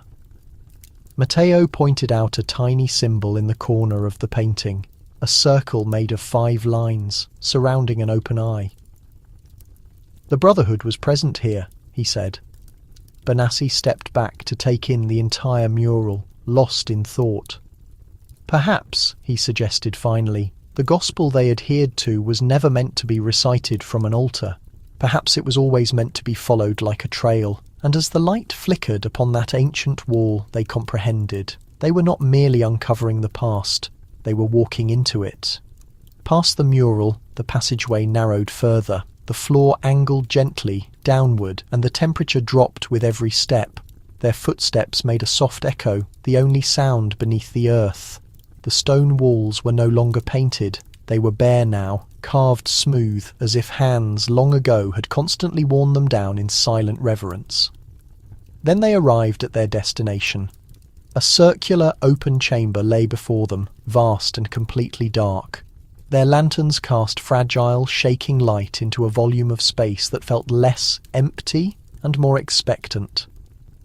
Along the curved perimeter of the walls stood 12 recessed alcoves, perfectly spaced. Each one contained a carved human figure. Not formal statues, but stone shapes wrapped entirely in linen, faceless and motionless. Where the eyes should have been were only smooth, vacant depressions. No names were written, no identifying marks, just the quiet suggestion of their presence. Miriam approached one of the figures closely. "They are not burial sites," she noted quietly. Matteo stepped directly into the centre of the chamber. "But they are not false idols either." Benassi surveyed the surroundings, his voice dropping to a whisper. "This is not a resting place. It is a circle of observers." Miriam turned to face him. "A what?" "It's an old concept. Some groups in the desert believed that the dead could bear witness to truth silently. These weren't bodies that had been buried. They were figures that had been chosen, preserved not for eternal rest, but to remain and watch." She shivered slightly. Why, without sight? Benassi moved slowly toward one of the figures. He knelt down, examining the cloth wrappings. Because they were not intended to observe the outside world, only what emerged from within it. Matteo stared fixedly at the alcoves. 12, like the original disciples, but... Benassi nodded, his expression troubled. "Or like those appointed to keep a truth concealed. There was a symbol above each alcove, a handprint in faded red pigment, resembling dried blood imprinted into the stone. They were not all the same. Each one had a slightly different shape, a different angle, some turned upward, some reversed. Then Miriam noticed something on the ground in the exact centre of the room, a single shallow dish made of black obsidian rock. Inside it was only dust, nothing else. She reached in delicately and swept it aside with her fingers. Beneath the layer of dust was a single word carved into the stone. It wasn't Coptic, it wasn't Latin, it was older still. Benassi leaned in over her shoulder and pronounced it out loud. Shah-al. Miriam looked up at him. What is the meaning? He remained silent for a moment, then answered simply, to ask. Suddenly the atmosphere changed. A cold current of air swept through the chamber.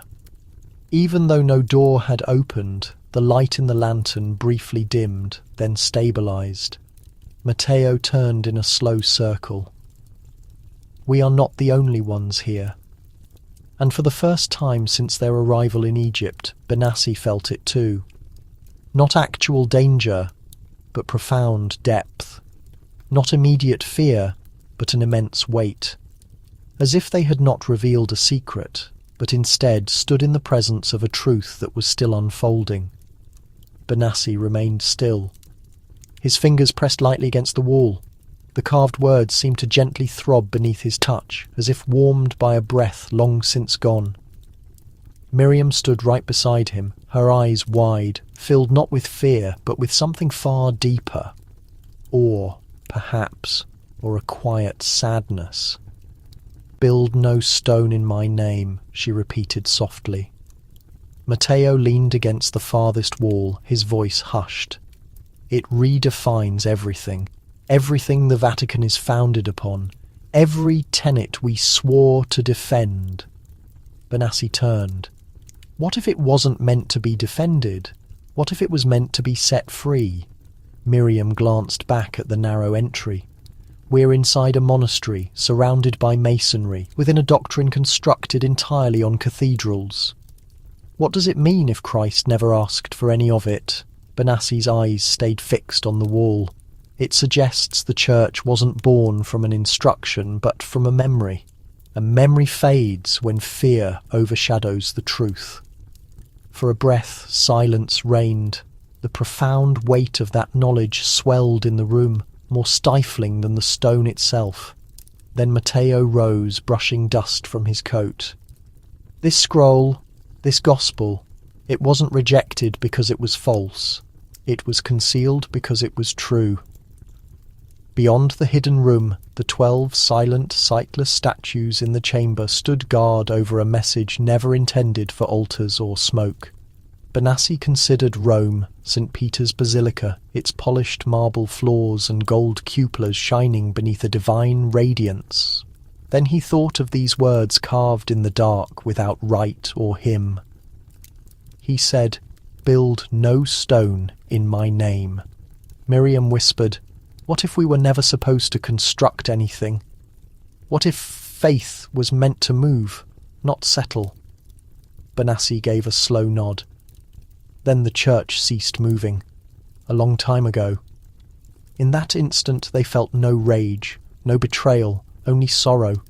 Not for what had been hidden, but for how much had been lost. A forgotten journey, a mistranslated lesson, a message misunderstood, perhaps deliberately. Miriam backed away from the wall, her tears barely catching the light. So, now what? Benassi looked toward the exit, where only a faint breeze drifted in. He knew the Vatican would suppress this discovery, that shadows were already tracking their every action. Yet he knew one other thing. What? Once truth speaks, it doesn't fall silent again. Not in this lifetime, not in the next. And even if the church attempted to rebury this gospel, the desert remembered, the stones remembered. And somewhere, he believed, so did he. Benassi stayed still. His fingers gently pressed the wall. The carved words seemed to pulse beneath his touch, as if warmed by a breath long gone.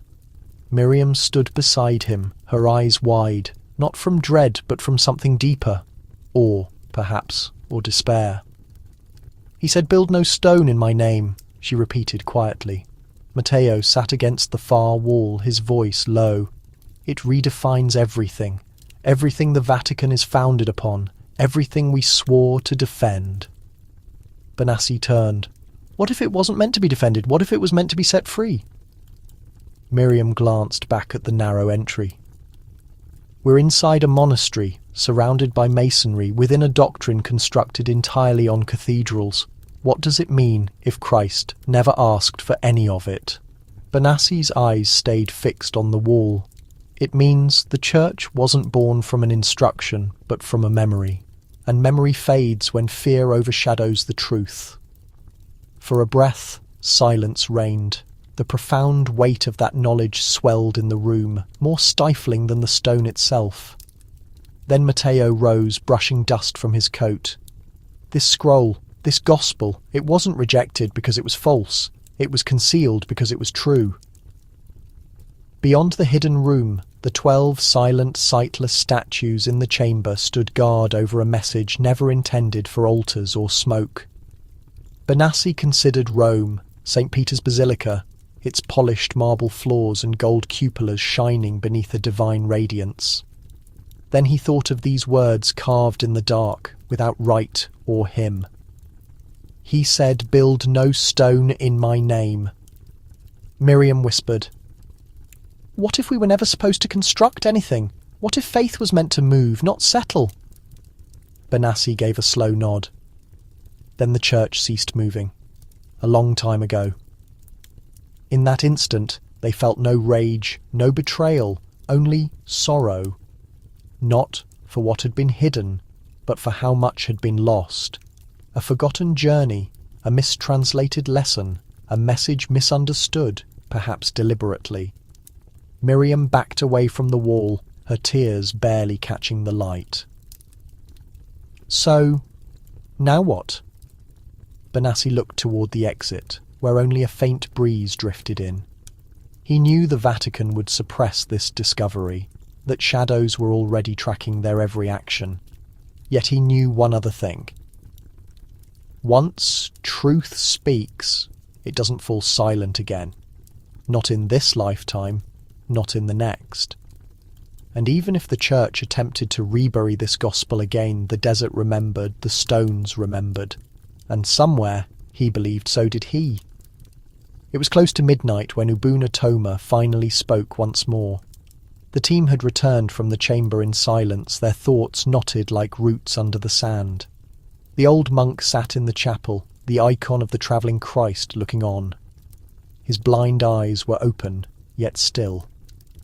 "You discovered the words," he said softly, as if he had waited not hours, but years.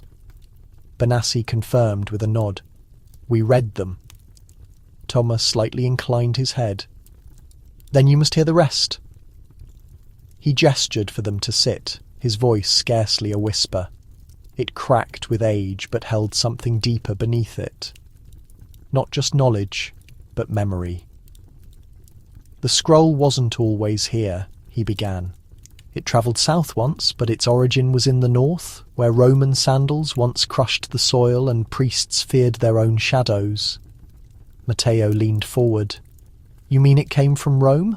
Toma slowly affirmed. "But it didn't start there." "It was taken?" Miriam inquired. "Taken from where?" The monk reached into his robe and pulled out a small cloth-wrapped package. From inside he showed them a single iron chain link, dark with age. Its shape was crude, almost handcrafted, but on its surface was etched a familiar symbol, the fish curving around an open flame. "This is all that remains," he said, "from the container that once held the scroll as it was carried north in chains." Benassi studied it, his eyes narrowed. "So, it was a captive?" Thomas shook his head. "No, a warning." They waited as the monk's words slowly unfolded. Long, long ago, Before the Nicene councils, before power donned vestments, there were writings that carried words not meant for palaces. The Gospel of the Sand. Christ was among them. It was cherished by the overlooked and feared by the scholars. One day it was forcibly removed from a monastery much like this one, shackled, sealed in salt, and marched toward Rome like a common criminal. Matteo frowned. Why chains? To brand it as dangerous, Thomas stated, and to signal to anyone who touched it that it was not to be studied, only confined. Benassi gazed down at the ancient link. But someone read it. Yes, Thomas said, his voice now shaking, and he died because of it. A deeper silence settled between them. The scroll wasn't lost, Thomas added. It was concealed once more, buried where those in crimson robes would not look. But Egypt never forgot. Benassi held the chain gently, feeling its coldness in his palm. The church had not only suppressed a gospel, it had once chained it like a heretic. But truth does not stay shackled for long, and this truth was making its way back toward them. But while the team sat in the shadows of a forgotten Egyptian monastery, something else was unfolding.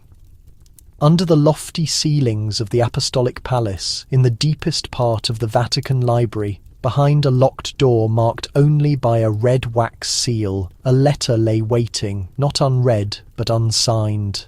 It had been prepared days prior by a junior cleric. It was a formal request to officially sanction the team's discoveries, to clear the way for further inquiry and perhaps one day public release. The only thing missing was a signature. The prefect of the Congregation for the Doctrine of the Faith had reviewed it twice.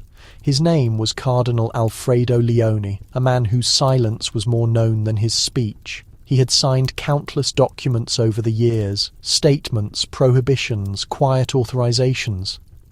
But this one remained untouched. The parchment rested on the edge of his desk, the ink drying in the golden light filtering from a stained glass window. He had read the reports. He had seen the photographs secretly sent from Egypt.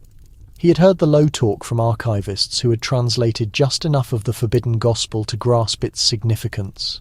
But he refused to sign. Not because he doubted, but because he believed. The knock came at twilight. A young priest entered, eyes downcast, holding a smaller letter, unmarked, without a crest or wax. The cardinal read it once, then folded it and slipped it beneath his cuff. "I will not sign," he simply stated. The young priest hesitated. "Eminence." "The Holy Father is aware," the cardinal replied. "That is why he did not seal this himself." The silence in the room intensified. The massive bookshelves, the velvet drapes, even the smell of old leather seemed to lean in. Watching, the priest lowered his voice. The truth could guide the church. Cardinal Leone looked out the window. Truth is not a guide, it is a flame, and not all flames provide warmth. Some consume. He rose and walked to a side table where a single oil lamp flickered. He held the unsigned letter to the flame. It ignited quickly. No theatrics, no ritual. As the paper curled into black ash, he said, "The church is not ready to be burned." When the younger priest departed, he left with empty hands. Back in Egypt, the team continued their work, oblivious that the protection they assumed they had was already gone. The silence from Rome was not accidental. It was a choice. And in the view of one of the Vatican's highest officials, it was the only way to prevent the walls from crumbling. Because if this gospel were accepted, the church would have to yield.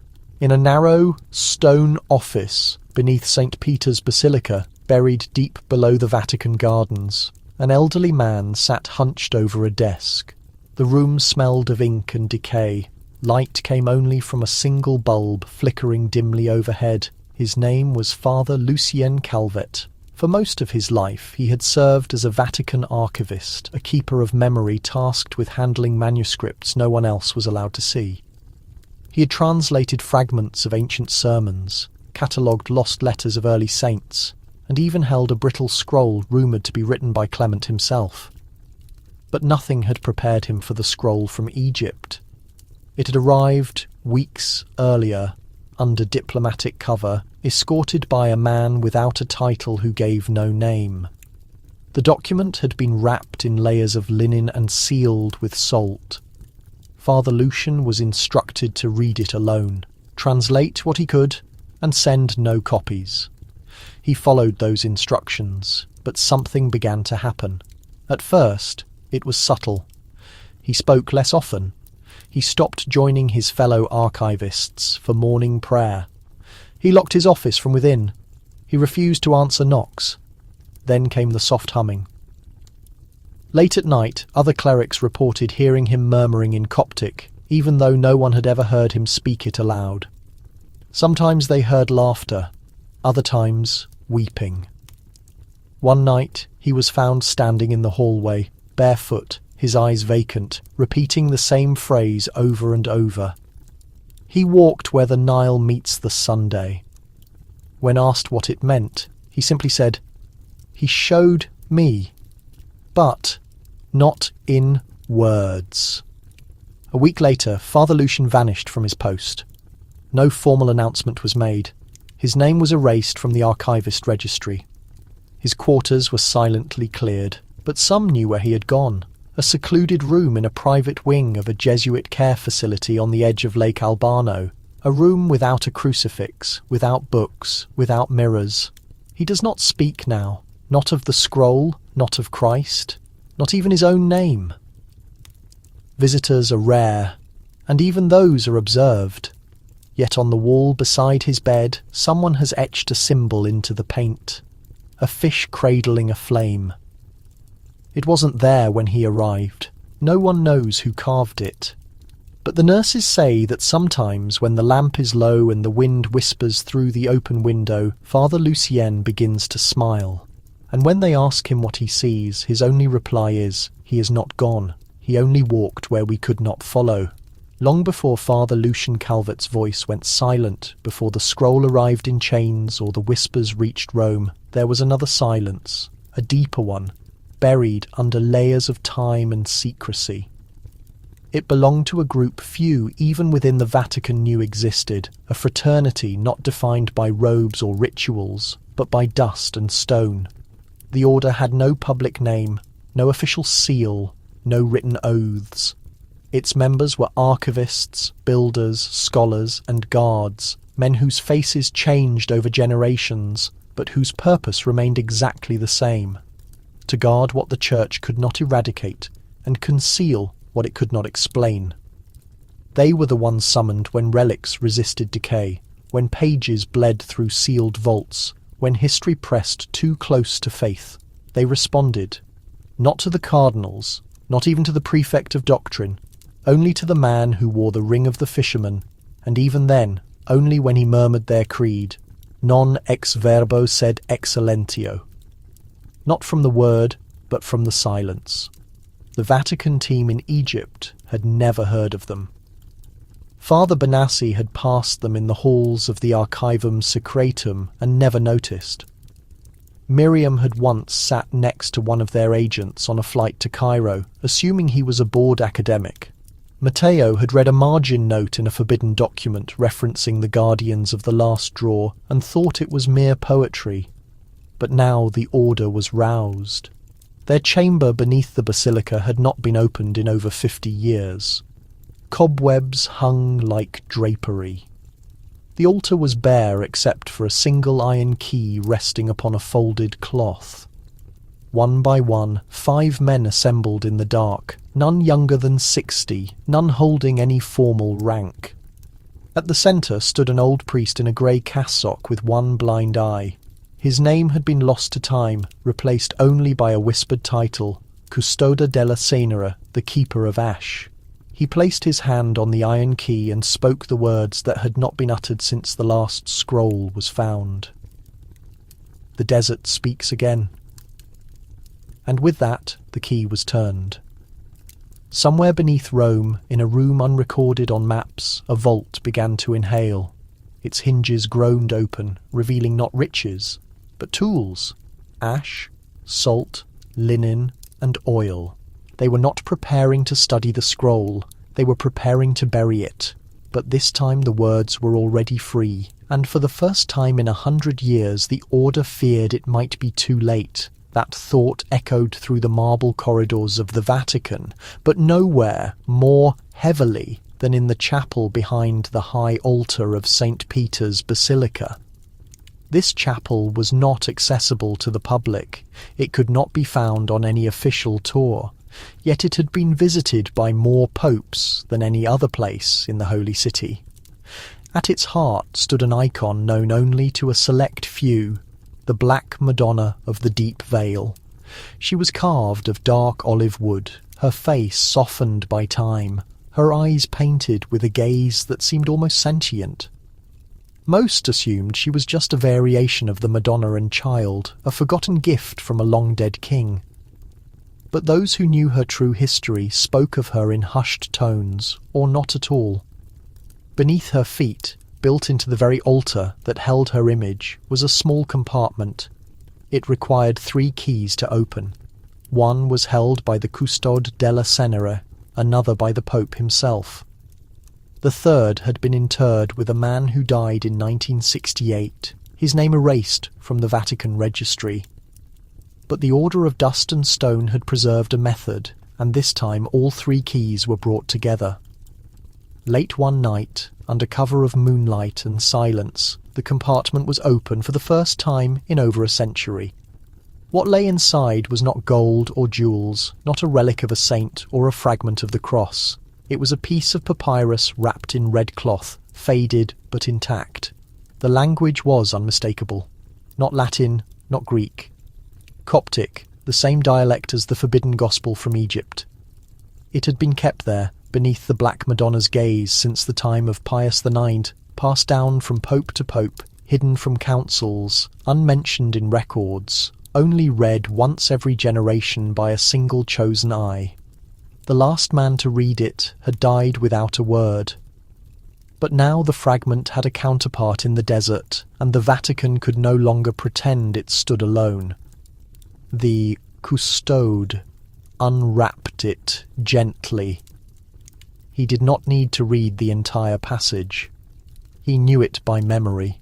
It spoke of a journey, of a teacher clothed in dust, of a child raised from death not by decree but by sympathy, and it concluded with the same phrase that appeared in the newly discovered scroll. He walked where the Nile meets the Sunday. A soft knock echoed through the chapel. A younger member of the Order stepped in, breathless. "There has been another translation," he whispered. "The words, they are changing." The custode looked again at the icon of the Black Madonna. If even the gospel itself was shifting, then silence would no longer suffice. The custode folded the cloth around the ancient fragment and turned toward the shadowed door. He did not speak again, but the message was already travelling, hand to hand, through the tunnels beneath the Vatican, where marble gives way to limestone and torchlight flickers along walls built before modern memory. Beneath St. Peter's Basilica lies a place whispered about even among cardinals, a space without a name, window, or echo. Only a few have entered. Fewer have returned unchanged. It is known among those who guard it as the room without echo. No sound repeats within its walls, not a footstep, not a breath, not even a prayer. The chamber absorbs all noise as if the stone itself were listening. It was designed that way, carved by the Order of Dust and Stone during the reign of Leo X, at a time when heresies were burned. But questions still seep through the cracks, and now, once again, it would be used. The Pope did not enter with ceremony. He walked alone, late at night, with a single guard posted far behind. His white robes moved like smoke in the dim corridor. In his hand was a leather folder. Inside it were photographs, field notes, and a partially translated copy of the Egyptian Gospel. Waiting for him in the chamber was Father Matteo. He had not slept. His eyes were deeply set, his voice low. But the Pope trusted him. He had seen the tomb. He had touched the scroll. He had not fled from what it signified. Matteo bowed his head and the Pope placed the folder on the central stone table. No words were exchanged for several moments. Then the Pope broke the stillness. "Are you afraid of what it says?" Matteo did not raise his head. "No," he said softly. "I am afraid of what we are being asked to do with it." The Pope nodded. He opened the folder and spread the photographs out in a circle.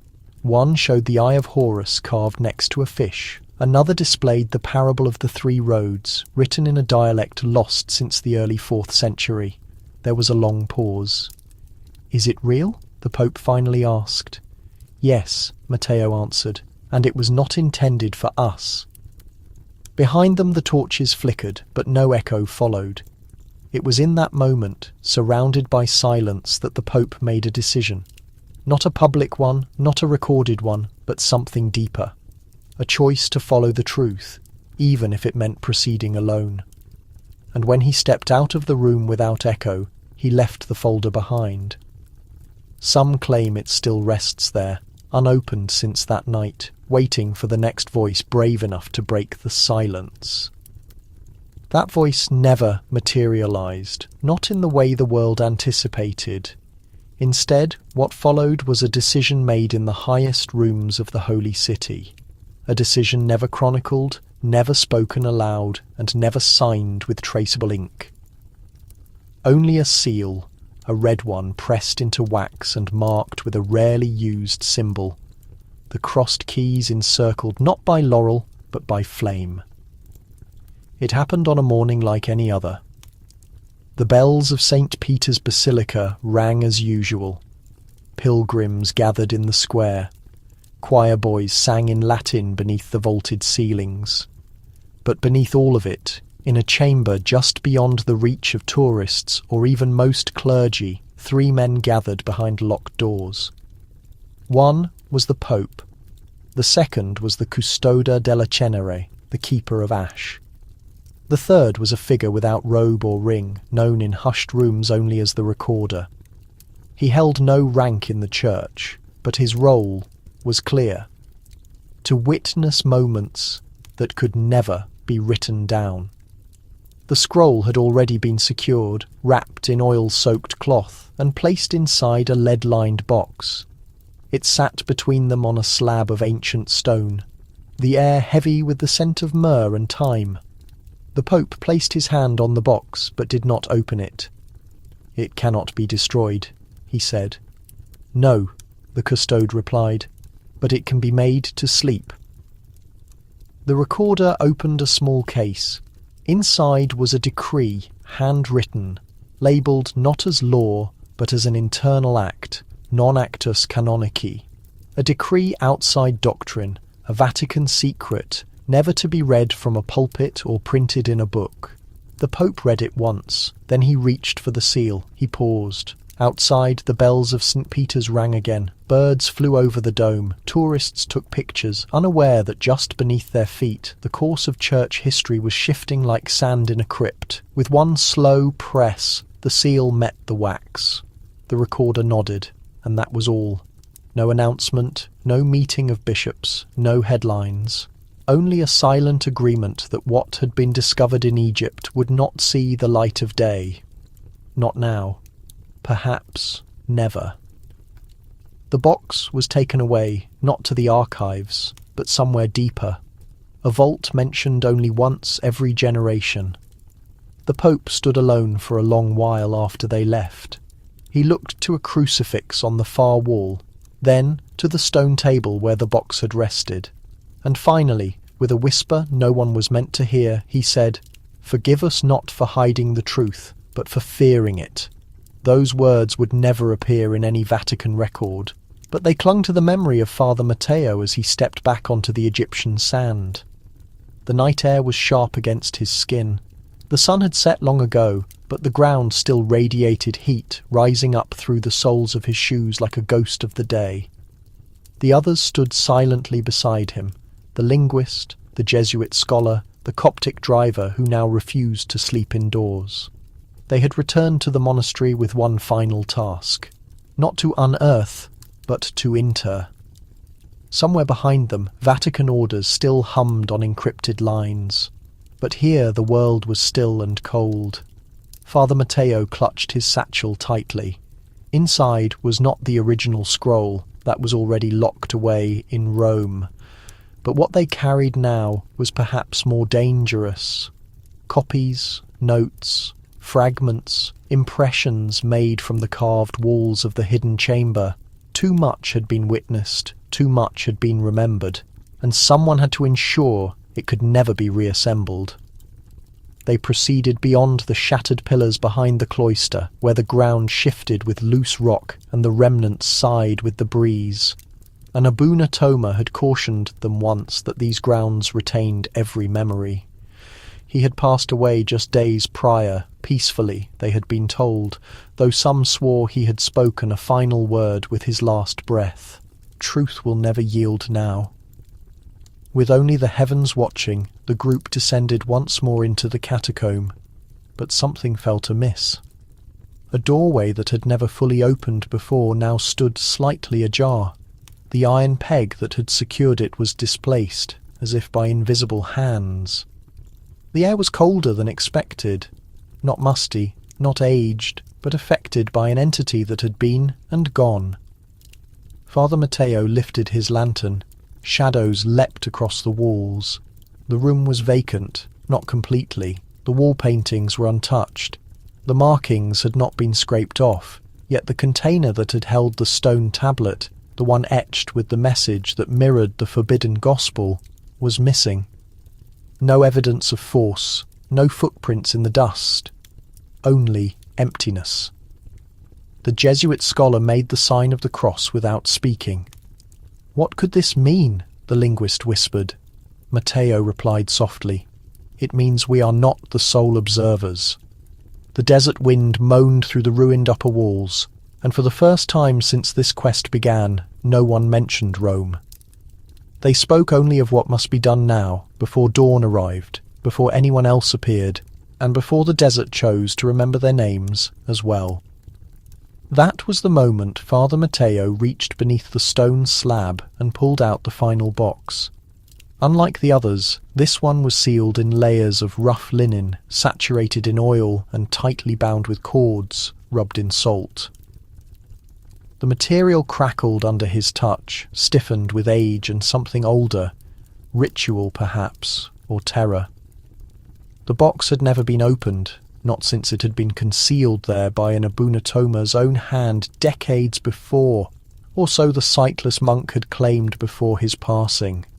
And now, in this ultimate moment under the Egyptian sky, it rested between them, silent, heavy, and completely out of place. Matteo held it as if it was sacred or cursed. The Jesuit Father Aldo posed the question. None of them wanted to voice it aloud. What if opening this is exactly what they were trying to prevent? But silence was the answer. Just the settling of dry stone and the soft sigh of desert air infiltrating spaces long undisturbed. They set the box on a flat surface beneath the fresco of the wandering Christ. Matteo carefully unwove the cords, his hands steady but his heart pounding. The scent was sharp. Salt, aged oils, a trace of something like myrrh mixed with metal. The cloth peeled away in layers, each one darker than the last, until finally the wood underneath was revealed. It was blackened, not from pigment, but from time, etched with small carvings so fine they were barely visible. Yet they flickered faintly in the lantern light, as if traced by fire. No hinges, no lock, only a seam down the middle. Matteo paused and then pressed his thumbs along the edges. A sound escaped, soft, like a breath drawn from lungs long deceased. The lid cracked open. Inside was not gold, not parchment, not a holy object or figurine. It was a shard of stone, triangular, smooth on one side, scorched on the other, and carved into its surface. Writing in a tongue none of them recognized, not Greek, not Latin, not even Coptic. It pulsed softly in the light, not with heat, but with something else, something not of this earth. The linguist recoiled. "That is not a translation," he stated. It is a memory. The characters made no sense, and yet somehow they all felt it. Father Matteo touched the stone, and in that instant his consciousness was no longer in Egypt.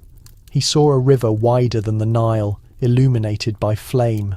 He heard a voice that spoke of 3 revelations, one for the living, one for the departed, and one never to be uttered. He staggered back, his breath laboured. The stone was silent again, but something had shifted, and the box, sealed in oil and salt, had performed its duty. It had remembered, and now so had they. Father Matteo sat still, his hand still shaking from where it had made contact with the black stone. His breathing was shallow, but his eyes were wide, not with fear, but something more disturbing. Recognition, as if what he had witnessed in that flash was not unfamiliar at all, but already embedded inside him. The chamber around them held its breath. The flames from their lanterns wavered, though there was no draught. Shadows rippled across the walls like disturbed water. Something had moved. No one stirred until Father Aldo whispered, "What did you behold?" Matteo's lips parted, but the words were slow to come. He blinked deliberately, as if returning from a great distance. "It was a room," he said, his voice quiet. "Not this one. Older, circular, cut into stone. Torches lined the walls, and at the centre a man, not Christ, but resembling him, clothed in white, speaking a language I have never heard. Yet I understood every syllable." The others leaned in, the quiet now electric. "Truth does not fear the flame," he stated. "Only those who guard deceptions will burn." The lantern beside the stone suddenly flared. Its flame jumped higher than it should have, then dropped back without warning. The air grew heavy. The aroma of burning myrrh filled the space, though none had been lit. The linguist stepped forward, his eyes wide. "Did he speak to you, or through you?" Matteo looked down at his palm. It was red where he had touched the shard. Not scorched, not injured, but marked, as if the memory itself had branded him clean through. He said, as though I was the instrument, "Just for a moment." A hush fell over the group, deeper than before. This was no longer merely a Vatican mystery, no longer about dusty records or old secrets. This was something alive, something that remembered. Father Aldo bent to study the shard again, but paused. The inscription on it had changed. Where there had been a single line before, now there were 2. He read them aloud slowly, uncertain if he was interpreting or simply knowing.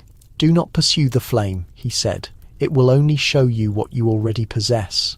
The driver, who had been mostly quiet until now, crossed himself. "My grandmother used to tell stories," he whispered, "of a text that burned in fire but did not perish. It found people, not the reverse." Father Matteo looked toward the narrow passage that led back to the surface. "The issue is not what we have uncovered," he said softly. "It is what has found us." No one spoke after that.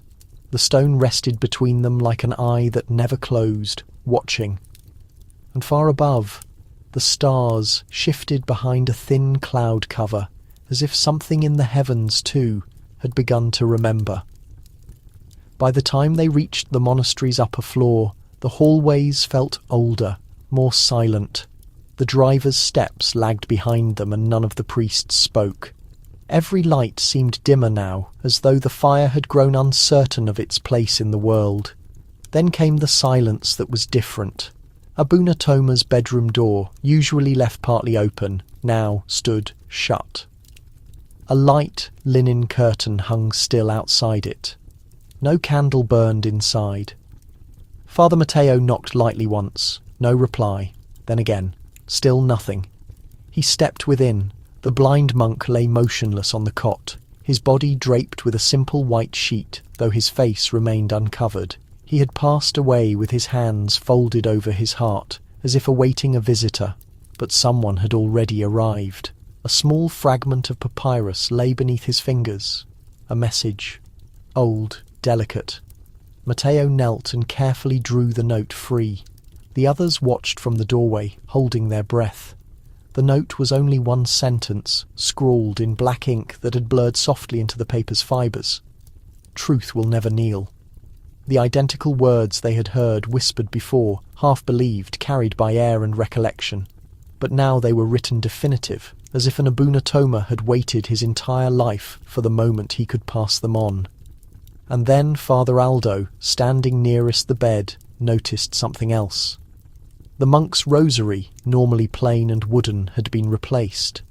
These beads were different, polished, carved from black stone and warm to the touch, each one inscribed with tiny symbols.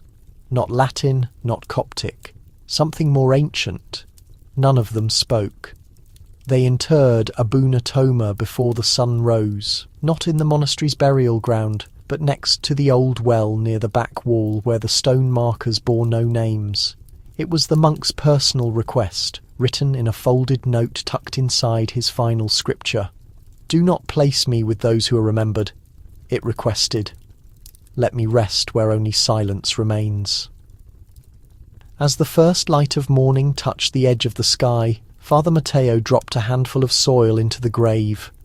There was no ritual, no reading, no Latin, only the desert wind, the quiet sigh of moving sand, and the steady pulse of hearts that now carried a burden. They had no prayer to speak. Then, from deep within the monastery, just before the wind picked up, came a sound. "I can create another script for a narrator for you, or I can focus on a different aspect of this story, such as the origins of the stone shard." A quiet sound of rock scraping against rock. It originated not from above, but from the level beneath them, the place they had just vacated, where the departed were meant to be resting, but rest, it appeared, was delayed. Father Carlo was the first to depart the monastic compound. The others remained, finalising their findings and illustrations before the trip back to Rome. He had insisted on leaving earlier than the group, carrying a sealed leather container wrapped in fabric and secured with dark cord. Inside this container was a document. Not the primary scroll, but a secondary one discovered next to the cistern, one that none of them had yet unrolled. He stated his intention was to take it to the embassy in Cairo for security, to have it replicated, logged, and discreetly stored. They observed his departure just after noon, the sun over the desert hanging low like a gold coin pressed against the horizon. The access road was parched and faint, little more than a dusty trail between stone and stillness. His car raised a long plume of sand as it vanished over a rise, but it never arrived. By the time night fell, the embassy had no record of his arrival. No one had sighted the vehicle on the main road. No checkpoints registered its passage. Father Matteo contacted every source. They had zero information, not the slightest indication. Initially, they hoped the car had simply stalled, that perhaps the driver had found temporary refuge from the heat.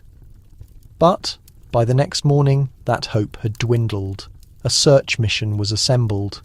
Local law enforcement, embassy contacts, even a few discreet calls placed to Rome. Yet there was no crash site, no tyre marks, no shattered glass, no driver, no priest, and no document. Only a stretch of desert terrain, smooth and undisturbed, as if the car had simply dissolved into the ground. A week later, Father Aldo sat at the brink of the monastery's old well, gazing into the deep stone opening. He uttered nothing, merely held a small rock in his hand, turning it over and over. The others remained silent. They understood his thoughts. The scroll had once journeyed north in chains, centuries ago, and now it was gone again. But this time not by hostility, by vanishing. The type of vanishing that leaves no evidence, only uncertainties. That evening, back in his assigned quarters, Father Matteo discovered a fresh message slid under his door. No signature, no familiar penmanship, just a single phrase written in crimson ink. He was not captured. He was selected. There was no clarification, no clue as to who had placed it there. And perhaps that constituted the deepest enigma of all. Not only that Father Carlo had disappeared, but that someone had been observing them closely enough to be aware of it before they were, and that whoever they were, they had no intention of helping them understand, only of reminding them of what they had never truly embraced. That in the realm of Vatican secrets and ancient memory, not everything that disappears is missing. Some things are simply summoned back. It was Father Matteo who repeated those words aloud, softly, as he stood in the courtyard beneath the Egyptian heavens, holding the scroll with both hands. Not the copy Father Carlo had taken, but the original, the one inscribed in a script older than Latin, even older than Coptic. The Gospel of the Sand Christ. No one had dared to read it again, not since the unsettling vision, not since Abuna Toma's last breath. It remained undisturbed in its linen wrapping, resealed with oil and salt, resting on the monastery's stone altar. But now Father Matteo felt certain it could not stay. Not in Egypt, not even in Rome. It had to be eradicated. He spoke the decision in a low voice, not as a clergyman, but as a man. The scroll, he feared, was no longer meant for human eyes, not even his. He had begun to experience dreams. Not prophetic insights, not terrors, but recollections that were not his own. Words he had never spoken. Sand under his feet in locations he had never travelled. They assembled in the modest garden behind the centuries-old walls. A trench was excavated. The scroll was unwrapped. Its parchment appeared to draw breath in the open air, curling slightly, like something conscious of its impending fate. They poured the oil, ignited the flame, and watched. The fire caught the linen quickly, licking at the scroll's edges, blazing orange against the deepening shadows. But the scroll did not combust. The flames crackled and sputtered, but the parchment merely darkened at the perimeter, as if it fundamentally resisted the concept of obliteration. Father Aldo applied more oil. Father Matteo ignited another match. Still the scroll remained intact, not without harm, but unbroken.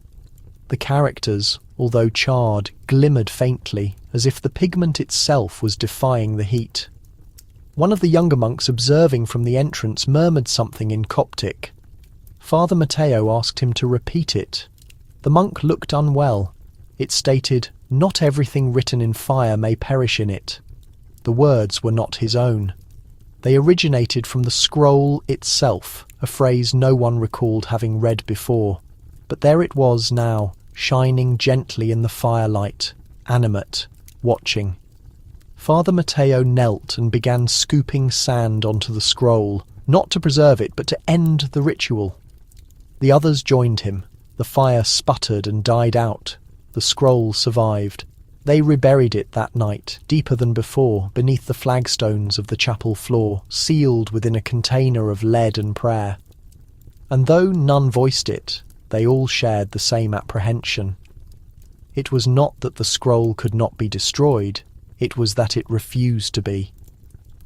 In the offices of the Vatican press office, however, none of these events would be documented. No flames, no apparitions, no internment beneath stone and salt. Instead, on a temperate morning in Rome, a typed announcement was passed to a junior assistant, then moved through 3 additional pairs of cautious hands before reaching the printing machines. The recent archaeological mission to southern Egypt has yielded no findings of theological relevance, the statement declared.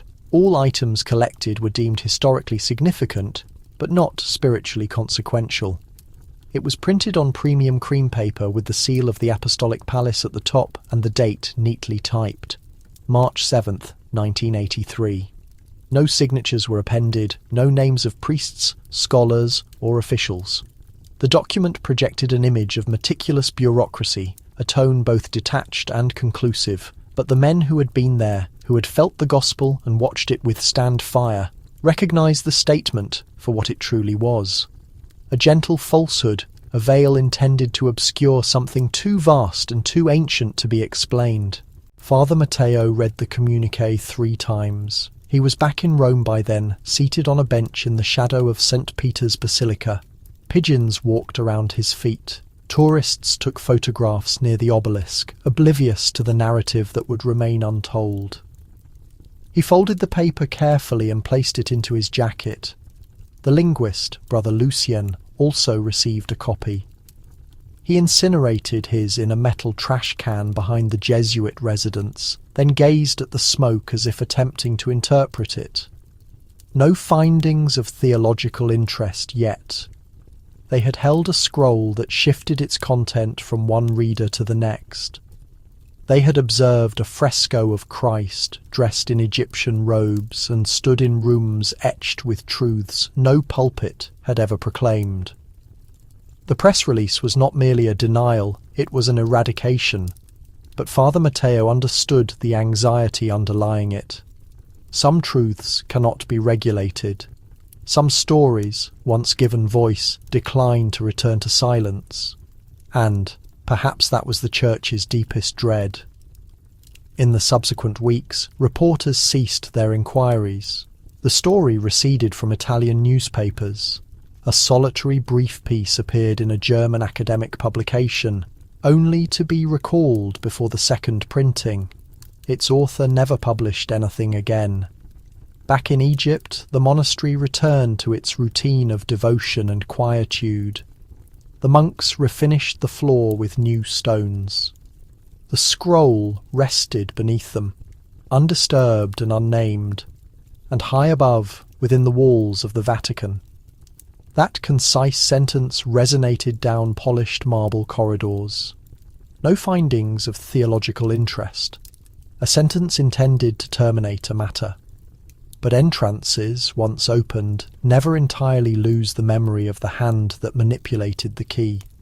In the deepest section of the Vatican's Archivum Secretum, the secret archive where natural light has never reached the floors, one such entrance slowly closed behind a man wearing dark gloves. In his hands he carried a sealed container. The surface was smooth, the mass misleading. Inside rested the artifact, not the scroll that had already been concealed. This was something else, something older.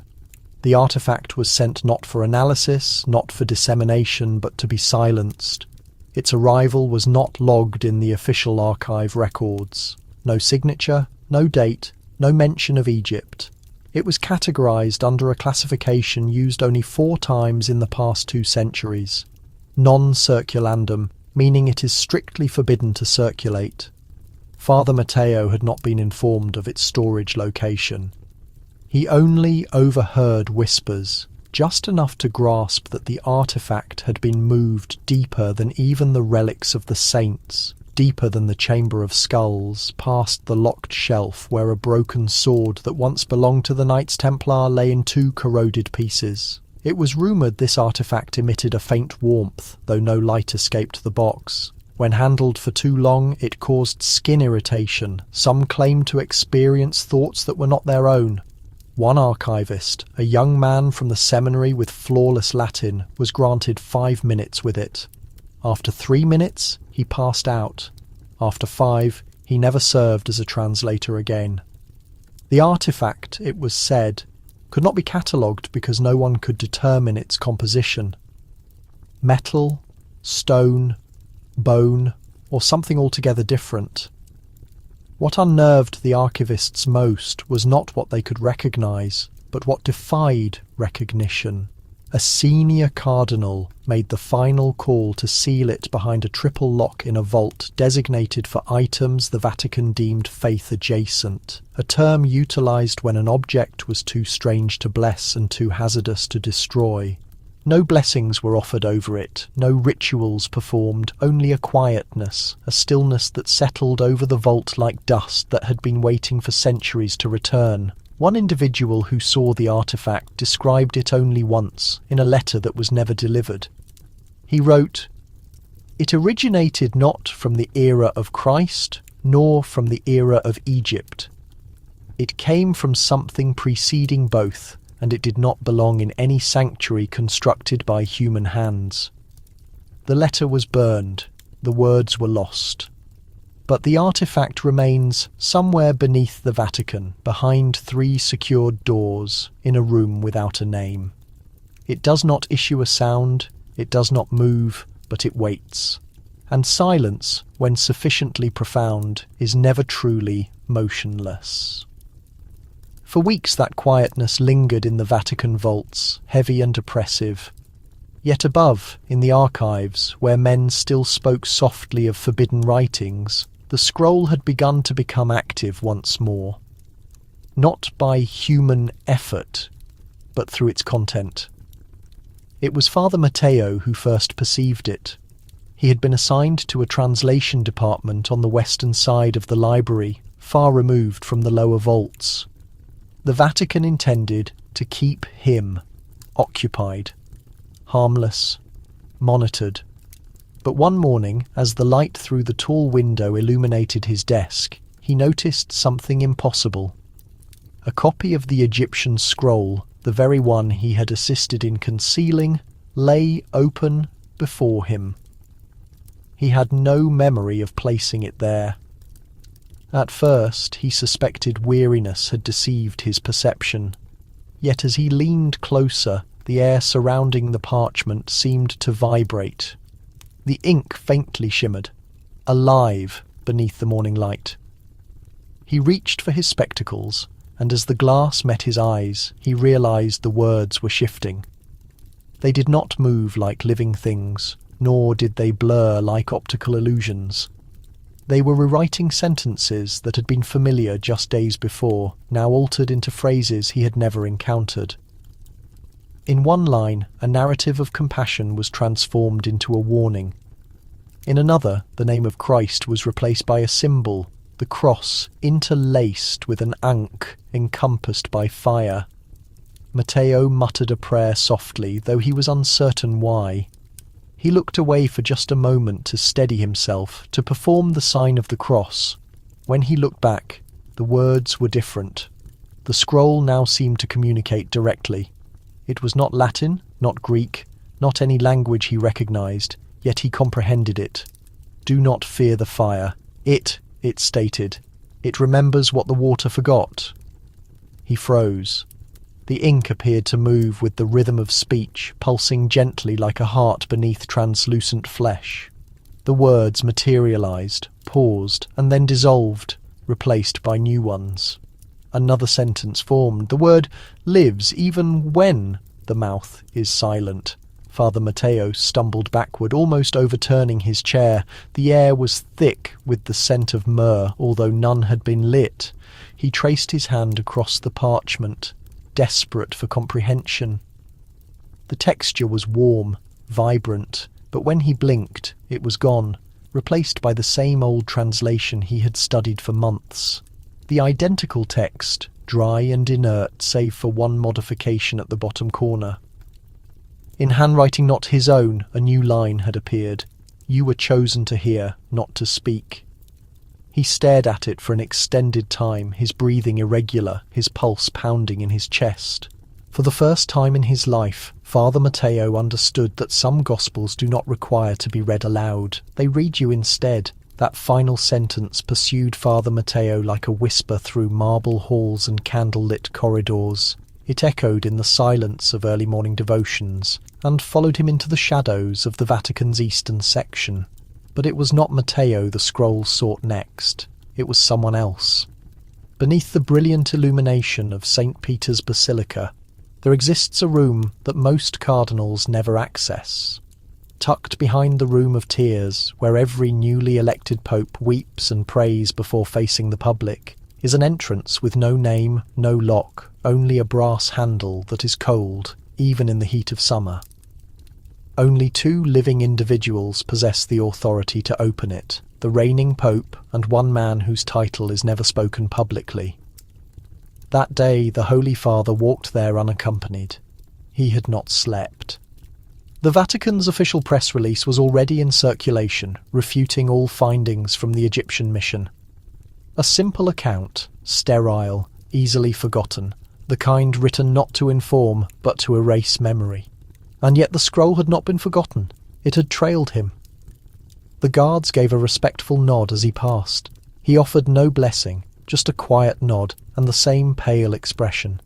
At the end of the passage, behind a large tapestry depicting the resurrection, he drew it aside and opened the entrance. The room beyond the Room of Tears was not spacious, just stone and silence. No elaborate paintings, no gold decoration, only a narrow wooden bench, a writing table, and a candle that was perpetually lit but was never seen being kindled. He sat down slowly, his joints aching. The weight of classified information was heavy that day. In his hands he held a copy of the scroll, not the original that had already vanished into the Archivum Secretum, but this version was distinct from the one sent to translators. The ink shimmered. The parchment felt warm. He had not risked reading it until now. As he unfolded the final sheet, a scent of desert air and oil diffused through the small space. He did not imagine it. It was actual. The words seemed to flicker like firelight, and then they ceased moving. One line, centred, inscribed in a language older than Latin, older than Hebrew. But he understood it. You have constructed your sanctuary upon my shadow. The candlelight wavered. For an instant it seemed the flame itself bent forward to observe with him. The following line appeared slowly, as though waiting for his breathing to stabilise. This is not your church. He remained still. No spontaneous prayer, no defence. Just the stillness of a man who realised he had been guarding something he never truly understood. A final sentence formed more slowly than the rest. Return what was taken or bear the silence forever. And with that, the candle went out. That sentence, faintly glowing on the scroll in that silent Vatican chamber, never left Father Matteo's consciousness. It followed him like a shadow long after he boarded his flight back to Geneva, long after the Egyptian sun was merely a recollection. He never shared it with the others. He never dared. But something had fundamentally changed within him that night, something that could not be concealed beneath official robes or prayers. 2 weeks later, in the quiet of a Swiss winter morning, Matteo entered a small stone chapel in the town of Iesci. No one there knew his true identity. He was simply the kind priest with the weary gaze. He had taken leave from Rome under the guise of a spiritual retreat, but what he carried with him was no burden of leisure. In his hands was a notebook bound in leather, plain, worn, and old. Inside were 27 pages, written meticulously, slowly, and with unsteady hands. The ink was blurred in places where tears had fallen, not tears of terror, but of comprehension. His concluding entry was dated December 14th, 1983. I have witnessed the authentic gospel. It is not comprised of law, nor of doctrine, nor of power. It speaks of desert and wind and a Christ who walked where no bishop dares to follow. If the church became aware, if they ever truly knew, everything would crumble like stone into the ocean. And yet a part of me questions, did it ever truly stand? To begin with, he concluded with a line written in Latin, Veritas non ebrus. Truth does not fear the dark. Then he wrapped the notebook in a piece of old priest's linen and placed it into a small metal container. With quiet steps he exited his modest room and crossed the snowy churchyard to a gravesite already prepared. It bore no inscription, only a carved circle enclosing a fish symbol. He placed the container beneath the soil with his own hands. Then he covered it with snow and whispered a prayer not found in any text. By the next morning, Father Matteo had vanished. Some speculate he boarded a train heading east. Others assert he was seen walking alongside the frozen lake, speaking softly to no one. But his room was left unsecured, the fire still radiating warmth. And on the wall above his sleeping area, someone had etched in charcoal. He instructed us not to construct a church, but we built it nonetheless. Years later, a local groundskeeper would unearth the metal container while planting new bulbs for the spring season. He examined it once in his hands, noted no inscriptions, and replaced it in the earth without opening it. "Some secrets," he remarked later, "feel like they are still breathing." And in the depths of the Vatican beneath St. Peter's Basilica, in a chamber colder than the burial sites of emperors, the scroll known only by rumours as the Gospel of the Sand Christ was allowed to rest. It had no name in the official inventories, no listing in the catalogues. Its designated space was not numbered, its location not pinpointed on any map. And yet it was guarded more zealously than any golden sacred vessel or blood-stained relic. 3 men were present when the vault was finally sealed. None wore their clerical collars. One was an academic, one a monsignor, and the last a man who responded only to a name that was never vocalized. Outside those walls they stood silently as the lead-lined case was slid into its compartment. Holy water was sprinkled not as a benediction but as a preventative measure. It was said to have burned the fingers of one of the men. No prayer was recited aloud, only a phrase carved in Latin above the vault entrance.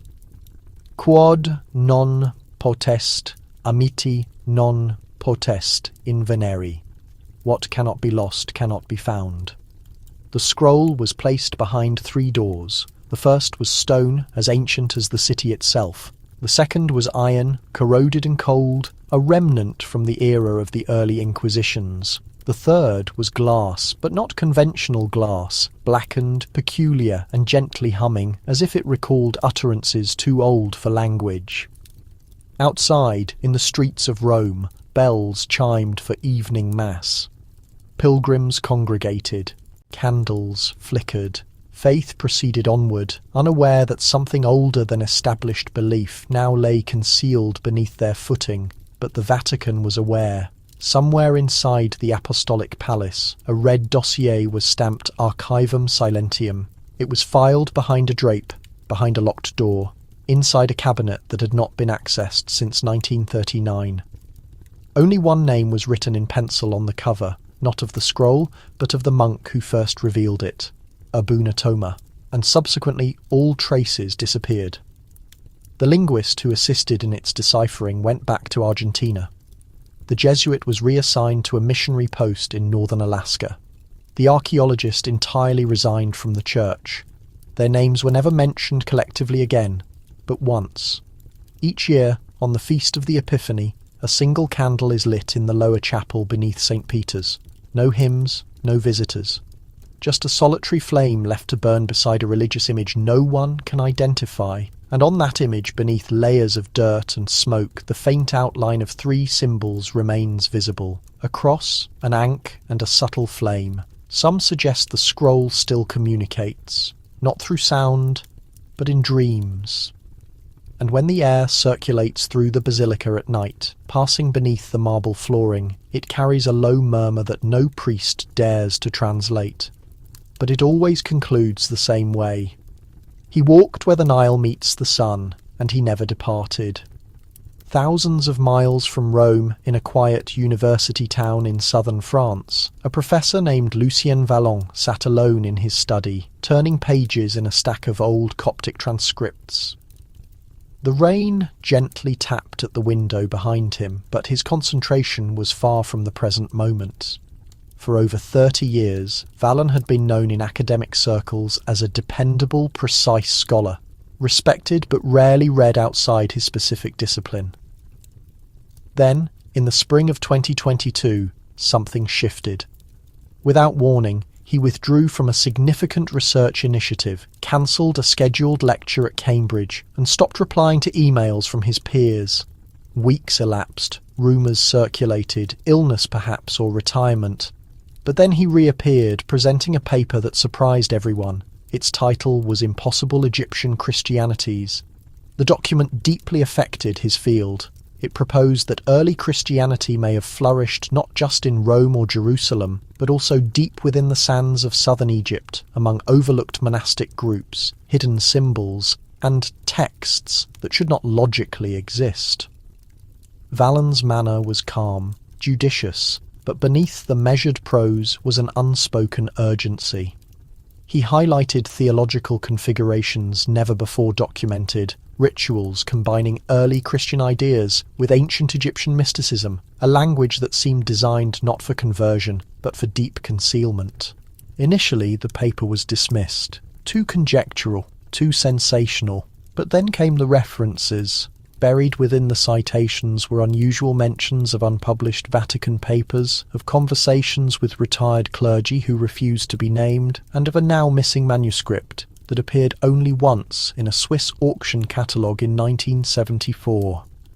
Vallon claimed he had never personally seen the scroll, yet he described it in unsettling detail, the symbols, the fading ink that brightened under lamplight. The phrase carved into its wooden container. He who wrote did not sleep in private. Students quietly noted that Professor Vallon had begun talking in his sleep. On one occasion, a teaching assistant discovered him in the library basement at daybreak, tracing patterns in the dust with his fingers, speaking softly in a language that did not match any known dialect. He never explained the source of his unconventional theories. When directly questioned, he would only respond, "The desert speaks when the church maintains silence." Within a year, he published nothing further. Despite their discovery, those who examined his final manuscript observed an anomaly in the margins. Tiny symbols like half-lidded eyes, etched in ink, emerged only when subjected to warmth. A few propose Vallon sought something elusive. Others maintain he had already grasped it. Whatever the reality, one thing endures. The Church offered no reply. No formal letters, no warnings were issued. Merely silence. And silence in narratives like this one is never vacant. The quiet descended once more, this time at Fiumicino Airport on a humid, agitated summer afternoon in 2023. Flight logs suggest nothing out of the ordinary. The security detail from the Vatican arrived with precise punctuality. A small motorcade of dark vehicles from the Apostolic Palace. A clergyman and two plainclothes operatives carried no identification, yet were waved past customs without objection. Security video captures them moving a solitary piece of baggage, a black worn-around-the-edges suitcase secured with heavy silver clasps. That satchel would disappear forever. It had no luggage tag, no travel sticker, no official entry in the airline manifest. Still, those present remember it distinctly, especially a ground staff member who insisted it felt far heavier than its dimensions implied. She also recalled another detail. Staring at it too long, she described a ringing in her ears, not of discomfort, but a faint murmuring, low and dry, like fine sand sifting through glass. The flight departed on schedule for Cairo, but what occurred next has never been verified. Hours later, the plane came back, landing not in Rome but in Palermo, significantly off its designated route. The Vatican personnel were no longer on board. The pilot submitted a standard technical filing citing mechanical failure, though no such issue was found. The black satchel was gone, and so was the priest. The two remaining men, when questioned by local authorities, claimed the priest had decided to remain at a layover point. They provided no passport, no contact number, and no further travel information. That priest's name was Father Roberto Invernizzi. He had not been seen publicly since 1994. Rumours circulated in Rome, hushed discussions in the Curia's secluded areas. Some suggested the case contained manuscripts older than paper itself. Others claimed it was lined with artefacts recovered from the coastal sands near the Red Sea, unearthed during an archaeological dig never documented in scholarly records. And one account, shared only once by a maintenance worker in the Lateran Library, alleged it held a parchment still radiating heat. In the subsequent days, a file was created in the Vatican Secret Archives. Identified only by a numeric sequence, its pages, according to witnesses, were empty. Yet each morning for 3 days, that file was relocated to a fourth-floor reading room, opened and left unattended.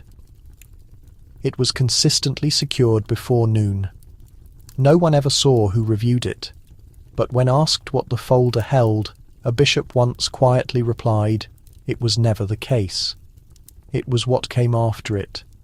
And whatever followed that suitcase left no trace, only silence. And again, not the kind that is empty. Far from the Egyptian heat and the Vatican's corridors, a cold current swept through the narrow streets of Paris. Not the Paris of famous landmarks and expensive perfumes, but the silent side alleys behind the Seine, where forgotten churches stand vacant, their bells oxidized and their sanctuary lamps long extinguished.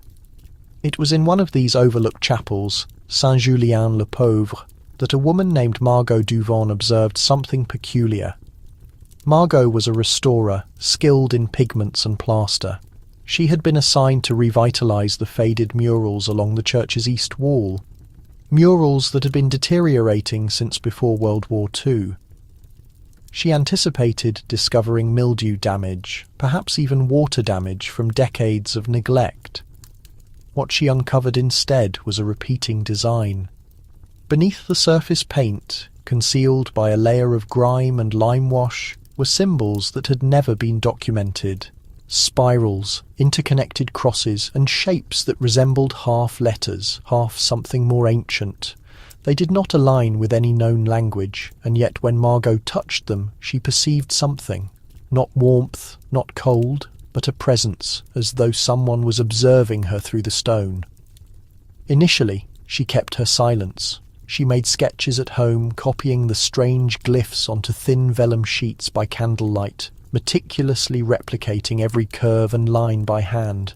But a change began to take place. The more she copied, the less she slept. One evening she swore the symbols had rearranged themselves, as if the stone desired to be interpreted in a different arrangement. Then arrived the stranger, an older, tall man, dressed not like a visitor, but like a religious pilgrim. Black woolen coat, scuffed boots, and no camera. He approached her at dusk and inquired in impeccable Latin, "Have you revealed the handprint?" Margot, startled, replied, "No." The man offered no further words. He bowed, turned, and disappeared down the central aisle. The following morning she returned to the chapel and discovered what she had previously missed. In the deep corner where the candle residue was heaviest, there was a single depression in the plaster, the exact shape of a human hand pressed into the wall, as if someone had leaned on it centuries before. Inside the print, 3 symbols had been carved, and one of them matched a marking found on the black satchel lost in Egypt. Margot reported her finding to the archdiocese. Within 48 hours, the conservation work was reassigned. She was thanked for her efforts, offered a stipend to study abroad in Rome, and told not to come back to the chapel. She accepted, but she retained the sketches. And years later, one of those sketches was briefly projected during a Vatican conference on obscure Christian groups. It was on the screen for under 10 seconds, but in that moment, one of the cardinals attending rose and departed the room without uttering a word. Because the symbol in the sketch did not originate in France. It came from the arid land, and it was never intended to be rediscovered. But someone had once attempted to reveal the truth. Not in a public speech or a sermon, but in a letter written with unsteady ink, never posted, and found, hidden within the binding of an ancient book that had not been borrowed from the Vatican Library since 1961. The book was a damaged volume on early Alexandrian religious writings, shelved in a quiet area designated for texts that could be read but not duplicated. On the inside front cover, beneath a loose corner of the decorative paper lining, a restorer named Brother Luis found the envelope. He was not looking for it. He was focused on repairing the spine. The envelope was small, cream-coloured, sealed with crimson wax that had long since deteriorated. No name, just a single Latin sentence written across the flap. Domine audi vocem meme, Lord, hear my voice. The script was old-fashioned with embellishments, but the ink had resisted fading, as if the author wished for it to last. Inside, the letter was addressed not to a cardinal or a bishop, but to someone identified simply as the one who still walks. Under the soft lamplight, the contents were unsettling. The writer mentioned a scroll brought from the sands of Egypt, inscribed in an unknown tongue that seemed to shift with the person reading it, of a symbol etched onto a stone behind a holy image in a local church, and of a strange vision witnessed by a priest who never again spoke above a whisper. The letter cautioned against a gospel that could not be burned, and of a voice that was not silenced, only waiting, interred not in a grave or a document, but beneath total silence. It concluded with a warning. If this ever reaches you, then I have failed. The containment is broken. Do not search for the location. Do not speak his name. Where stone remembers. The cleansing will not keep him asleep permanently. There was no signature. Brother Luis, profoundly disturbed, brought the letter to the library's overseer. The overseer accepted it gently, read it through twice, then placed it into a leather folder and commented only that it was meant to remain unread. The following day, the book was completely removed from the official inventory. But what remained unknown was that Brother Luis had created a duplicate, not a picture, but a handwritten copy, meticulously transcribed, word by word, into the blank spaces of his personal prayer journal. Years later, following Luis's death, the journal was found by his niece, who did not recognize any of the names. But she felt a chill reading it nonetheless. She never confided in anyone, but she placed the journal in a safety deposit box using her original surname.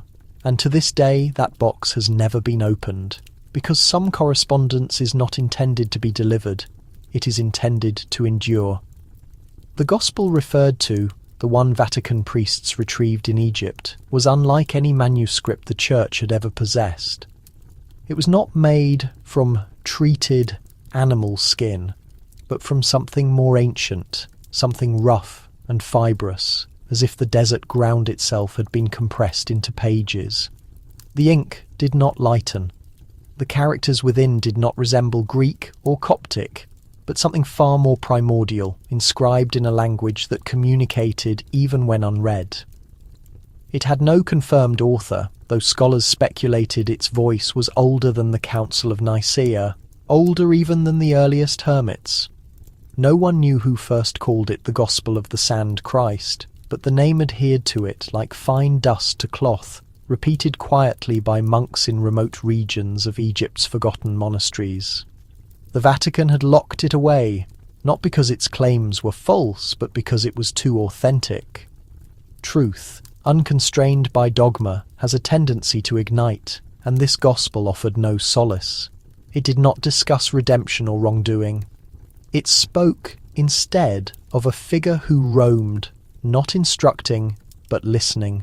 A man who wore no sandals, who bled but did not perish, and who never asked for followers.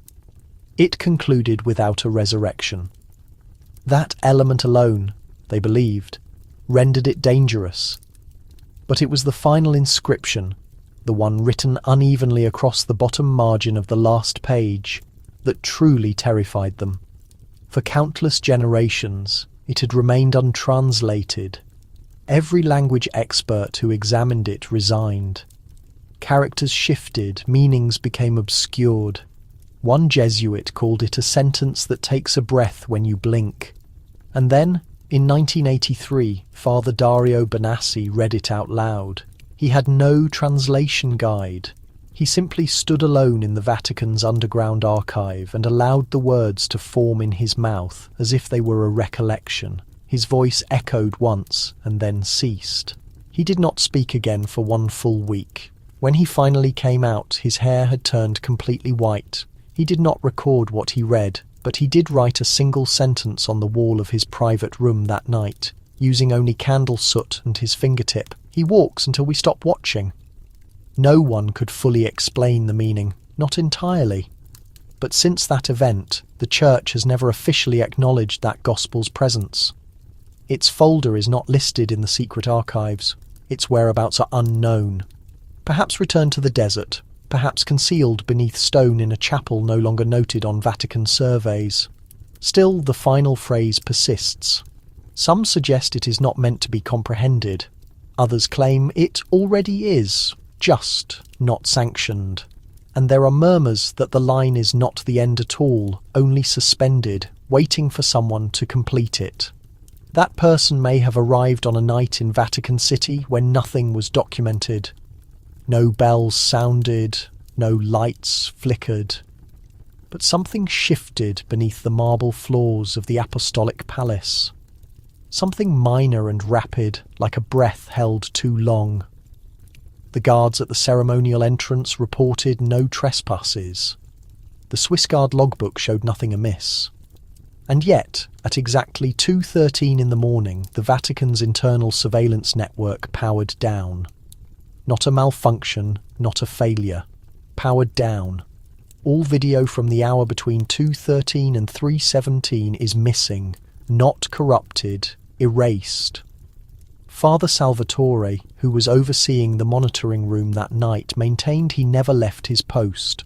But when asked what he witnessed, his response was straightforward and unsettling.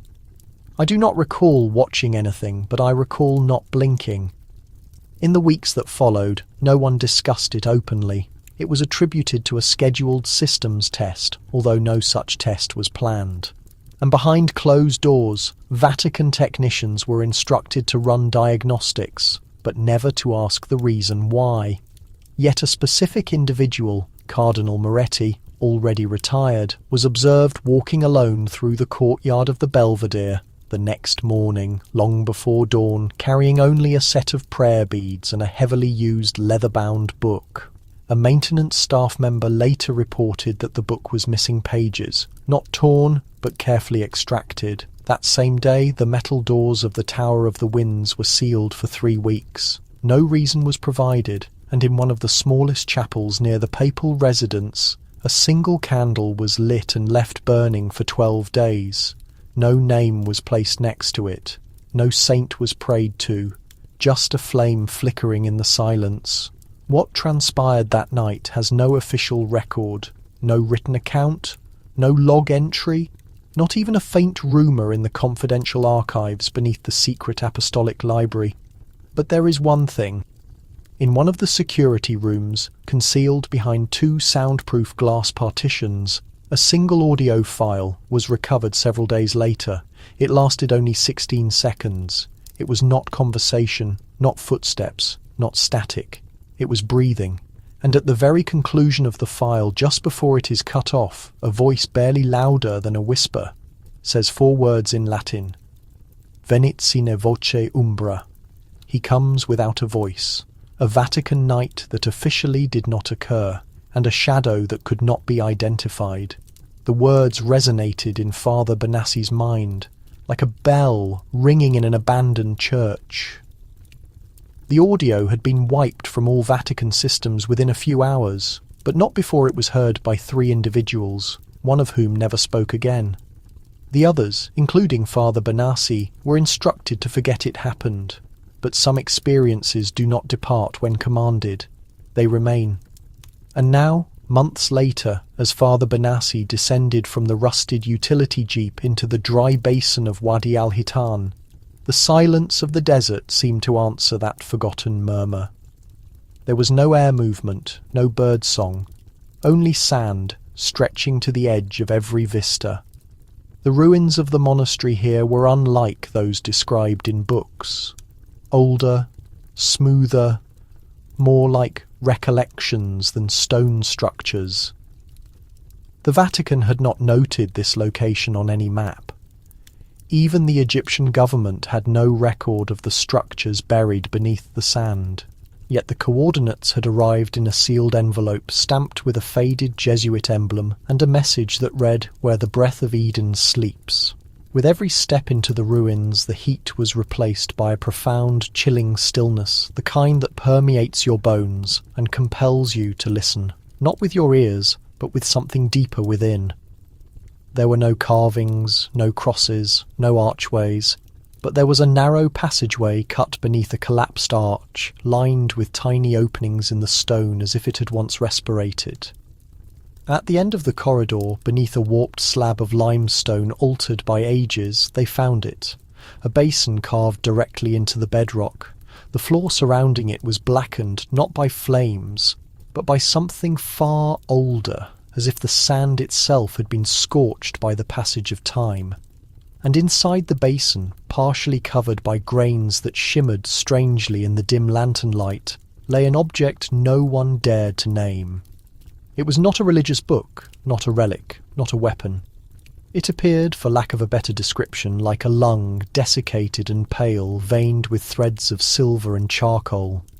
Not from an animal, not human, not old, yet fresh and still damp. In the middle of the discovery, the youngest priest in the group, Father Angelo, stumbled backward in sheer terror. He whispered only one sentence before retreating into the passageway. "It's still breathing." And though no one affirmed it out loud, all 5 men heard the same subtle vibration ascend from the stone beneath their feet.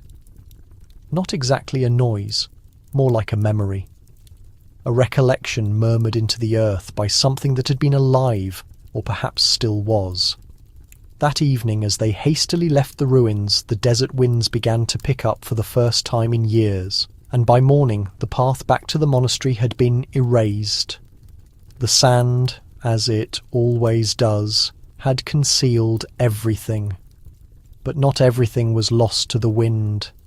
Hours before the first gusts obscured the monastery from view, one of the priests had slipped something into his coat, pressing it tightly against his chest as they fled.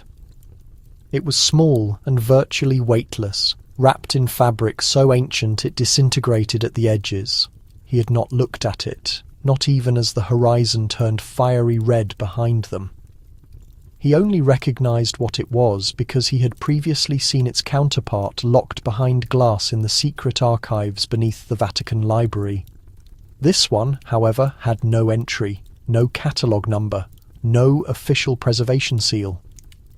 It had not passed through any archivist's hands or been quietly mentioned in the lengthy halls of the Apostolic Palace. This one had never been intended to be located, and yet it now rested in his shaking hands. The return flight to Rome was logged as routine, a brief stop in Malta, a quiet arrival at Ciampino Airport. But in the expression of the man who held the scroll, everything had been fundamentally altered. His name was Father Matteo Carbone. He was neither the youngest in the team nor the oldest, but he possessed one characteristic that set him apart from the others. He asked too many questions, and when no answers were offered, he began composing his own.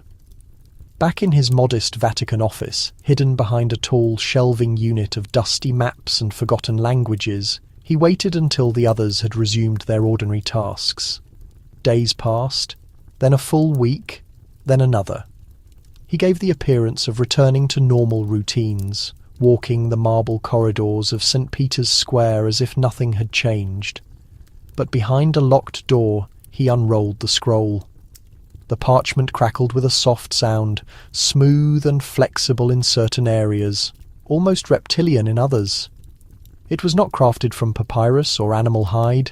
The texture was completely foreign, but the ink, if it could even be called ink, pulsed gently in the candle light.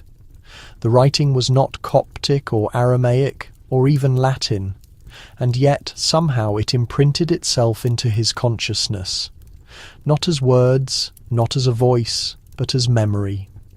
He did not grasp how it happened, but he could feel the scroll forcing something into him. Images, sensations, fragments of narratives that were not his own, tales of sand and fire, of light that was invisible, and names that had no audible form. By morning he had not slept, he had made no notes, but he knew deep inside the part of himself he had always kept quiet. He knew this scroll was not a communication, it was a memory, and someone or something had been patiently waiting for new hands to carry it, far longer than the church itself had existed. Father Matteo sat alone in his office as twilight draped its quiet covering across the rooftops of Vatican City. Outside, bells chimed softly, echoing over the city like a quiet song embedded in stone. But within these walls, there was only a deep stillness now, not tranquility. Something quieter, something heavier. A silence that pressed in from all directions, too dense to be natural. That day he had made 2 separate visits. The first was to St. Peter's Basilica, where visitors and pilgrims walked beneath the huge domes with awe and wonder. There, under the magnificent arches, the Church of Rome held court in its gilded, silent splendour. But as Father Matteo walked through it, the scroll concealed within his priestly robes, he sensed the contrast. St. Peter's felt empty to him now. Later that evening he walked across the city to a lesser-known chapel, one obscured in plain view, tucked between 2 neglected libraries in the Trastevere district. It was familiar to very few and rarely mentioned. Its entrance was always unsecured, but the church had no record of who was responsible for its upkeep. Inside, he discovered the same symbols carved into the stone behind the main altar. The fish, the flame, the broken circle, all carved with such precision as though they predated the structure itself. There were no seating areas, no statues, no saints with mournful expressions. Only the silence. But it was not the same silence he knew from the Vatican corridors. This one was not empty. It was attentive, and it remembered everything. That night, in the space between 2 distinct churches, one of dominion and polished stone, the other of dust and lingering memory, Father Matteo realised something he could not yet articulate. The scroll had not reached him by chance, and it was not meant for the organised church that governed the Vatican's inner rooms. It was intended for the church that still existed beneath it all, not in authority but in presence, not in official doctrine but in stored memory. There had always been 2 separate churches, one that constructed its narrative in Rome and one that buried its truth beneath the sand. As he departed the second chapel, the wind picked up, carrying with it a faint noise. Not quite a whisper, not quite a definite word, but it stirred something within him. He turned one final time toward the chapel door, observing how the shadows coiled around it like fingers. He knew then, without understanding why, that someone had been waiting inside, not for prayer, but for a return. That night, the recurring dream came back. Father Matteo had not dreamed for weeks. This felt different than his last visits to Egypt. Not like the others, without the scorching sand, the blazing inferno, or the holy books in forgotten languages. This time the dream was a deep chill, an immense expanse of stone, a sealed entry that had never been breached, a breathless silence behind it, and the light tapping of someone trying to get out, not in. He woke up with shaking hands, the phantom sensation of the dream clinging to him like fine grit. He knew where he needed to be. By mid-morning he stood once again at the threshold of the subterraneum, the maze-like repository beneath the Vatican archives. The official pretext was a bogus research request, a made-up reference for an obscure bishop lost to memory. The genuine motive lay far deeper, below the papal records, past the books of martyrs, beneath even the most ancient charts. Only 3 individuals still held the keys to the bottom level, and only one, Cardinal Alban, ever traversed its corridors solo. But Father Matteo was done waiting for permission. When he arrived at the foot of the long, winding staircase, the very atmosphere shifted. The electric thrum of the old Vatican security systems died away.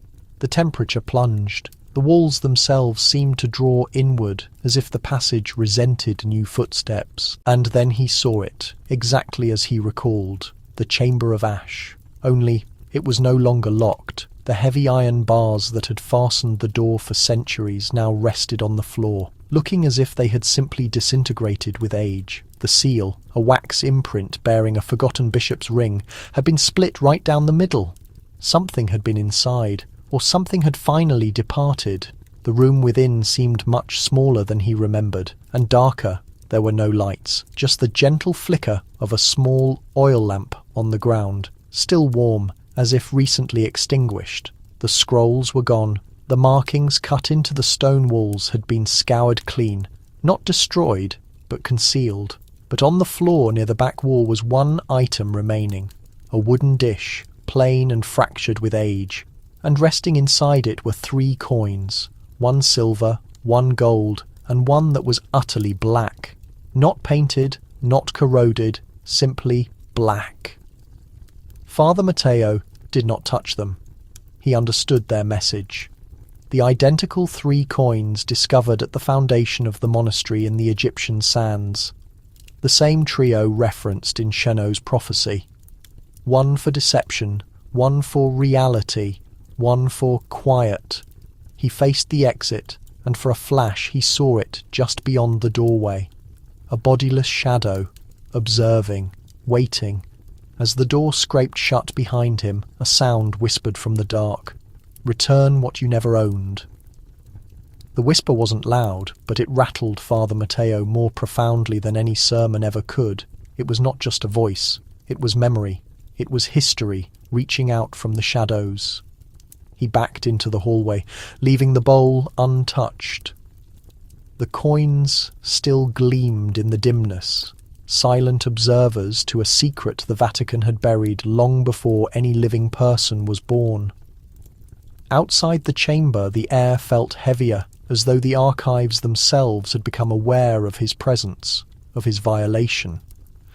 But Matteo ascended step by step back toward the higher floors, back toward the world where secrets masqueraded as sermons and facts were dressed up as belief. That evening he returned to his quarters in the Jesuit wing and opened a leather-bound diary with no inscription on its cover. It had been given to him in Egypt, not as a sacred object, but as a caution. The text inside was not ink. It was soot, ash, pressed into the paper by hands shaking with genuine feeling. There was no credited writer, no signature, no official stamp, but the message it contained. Oh, it felt alive. It spoke not of miracles, but of constant motion, not of divine rules, but of yearning. And not of a God coming down from above, but of something ascending from beneath the earth, summoned not by pious people, but by stillness. One phrase stood out above everything else. It had been copied repeatedly in tiny strokes as if the author had only that single sentence left in him before death claimed his hand. He walks nameless, for truth cannot wear vestments. It was not a message accepted by the Church. It was not sanctioned. It was not even allowed to be mentioned. Scholars who cited it in their notes mysteriously found themselves relocated to distant assignments. One vanished during a retreat in the hills outside Assisi. Another grew sick, then fell silent. Within days, still it persisted, hushed, concealed, vital. Father Matteo placed the diary next to his candle and turned to the mirror above the wash basin. He didn't see his own reflection right away. He saw desert winds, he saw a blaze in a locked vault, and he saw a man, shoeless, without a face, walking along the Nile carrying no sacred text, no cross, no scroll, only words, words yet to be spoken, the kind that survive great churches, the kind that need no identification. He saw a man, shoeless, without a face, walking along the Nile, carrying no sacred text, no cross, no scroll, only words, words yet to be spoken, the kind that survive great churches, the kind that need no identification. That night, as a storm gathered over Rome, Father Matteo lit the final candle on his desk and opened a file marked in red. No title, no author, just a date, 1959. The account inside was never supposed to exist. It had no signature, no official letterhead, and yet it possessed the undeniable impact of reality. It started not with theology, but with a location. a point in the desert where three roads met, just north of the buried ruins of an unnamed Coptic monastery. It was there the Vatican priests had been dispatched, supposedly to catalogue and preserve, but they had not been told what they were truly seeking. What did Vatican priests discover in Egypt? The paper did not label it a holy text. It did not call it a prophecy. It called it a confrontation. Beneath rock, sand, and ages of quiet, they had unearthed a chamber that predated both the church and the Bible. Inside, on walls inscribed not with letters but with pictures, was a narrative told through silence. A man standing before crowds yet never raising his voice. A figure healing not through divine intervention but through remembrance. He didn't wear clerical attire. He didn't claim to be Christ, but his eyes, every carving from ceiling to floor had the same eyes. Eyes that did not change. Eyes that looked out from 2 millennia ago and still somehow saw the viewer. The priests found scrolls, yes, but they also found a corpse, mummified in a manner inconsistent with either Egyptian custom or Christian burial practice. The hands were not folded, they were open, not in surrender to death, but in offering. And next to the body, a single sentence was seared into the stone, not lightly engraved. Truth is not an object to own, but a pathway, travelled without footwear. Rome panicked. Within days the chamber was resealed. Local workers were paid off to forget the entire event. The report was concealed. The body. Nobody knew where it was taken, but one priest never returned. His name was erased from the Vatican records. His letters were burned. Only one note remained, scribbled on the back of an expired ticket to Cairo.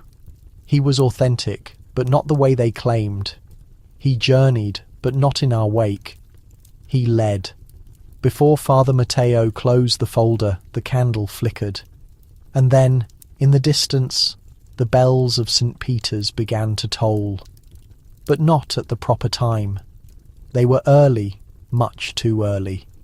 As if something was stirring, something Rome could no longer conceal. Thanks for watching. All the way to the end. If even one chapter of this hidden history made you stop and think or question what you thought you knew, let us know in the comments. We'd love to hear what theory you're walking away with. And if you're into stories where mystery meets history, make sure to hit subscribe and tap the bell so you never miss what's uncovered next. Stay curious, and we'll see you in the next video.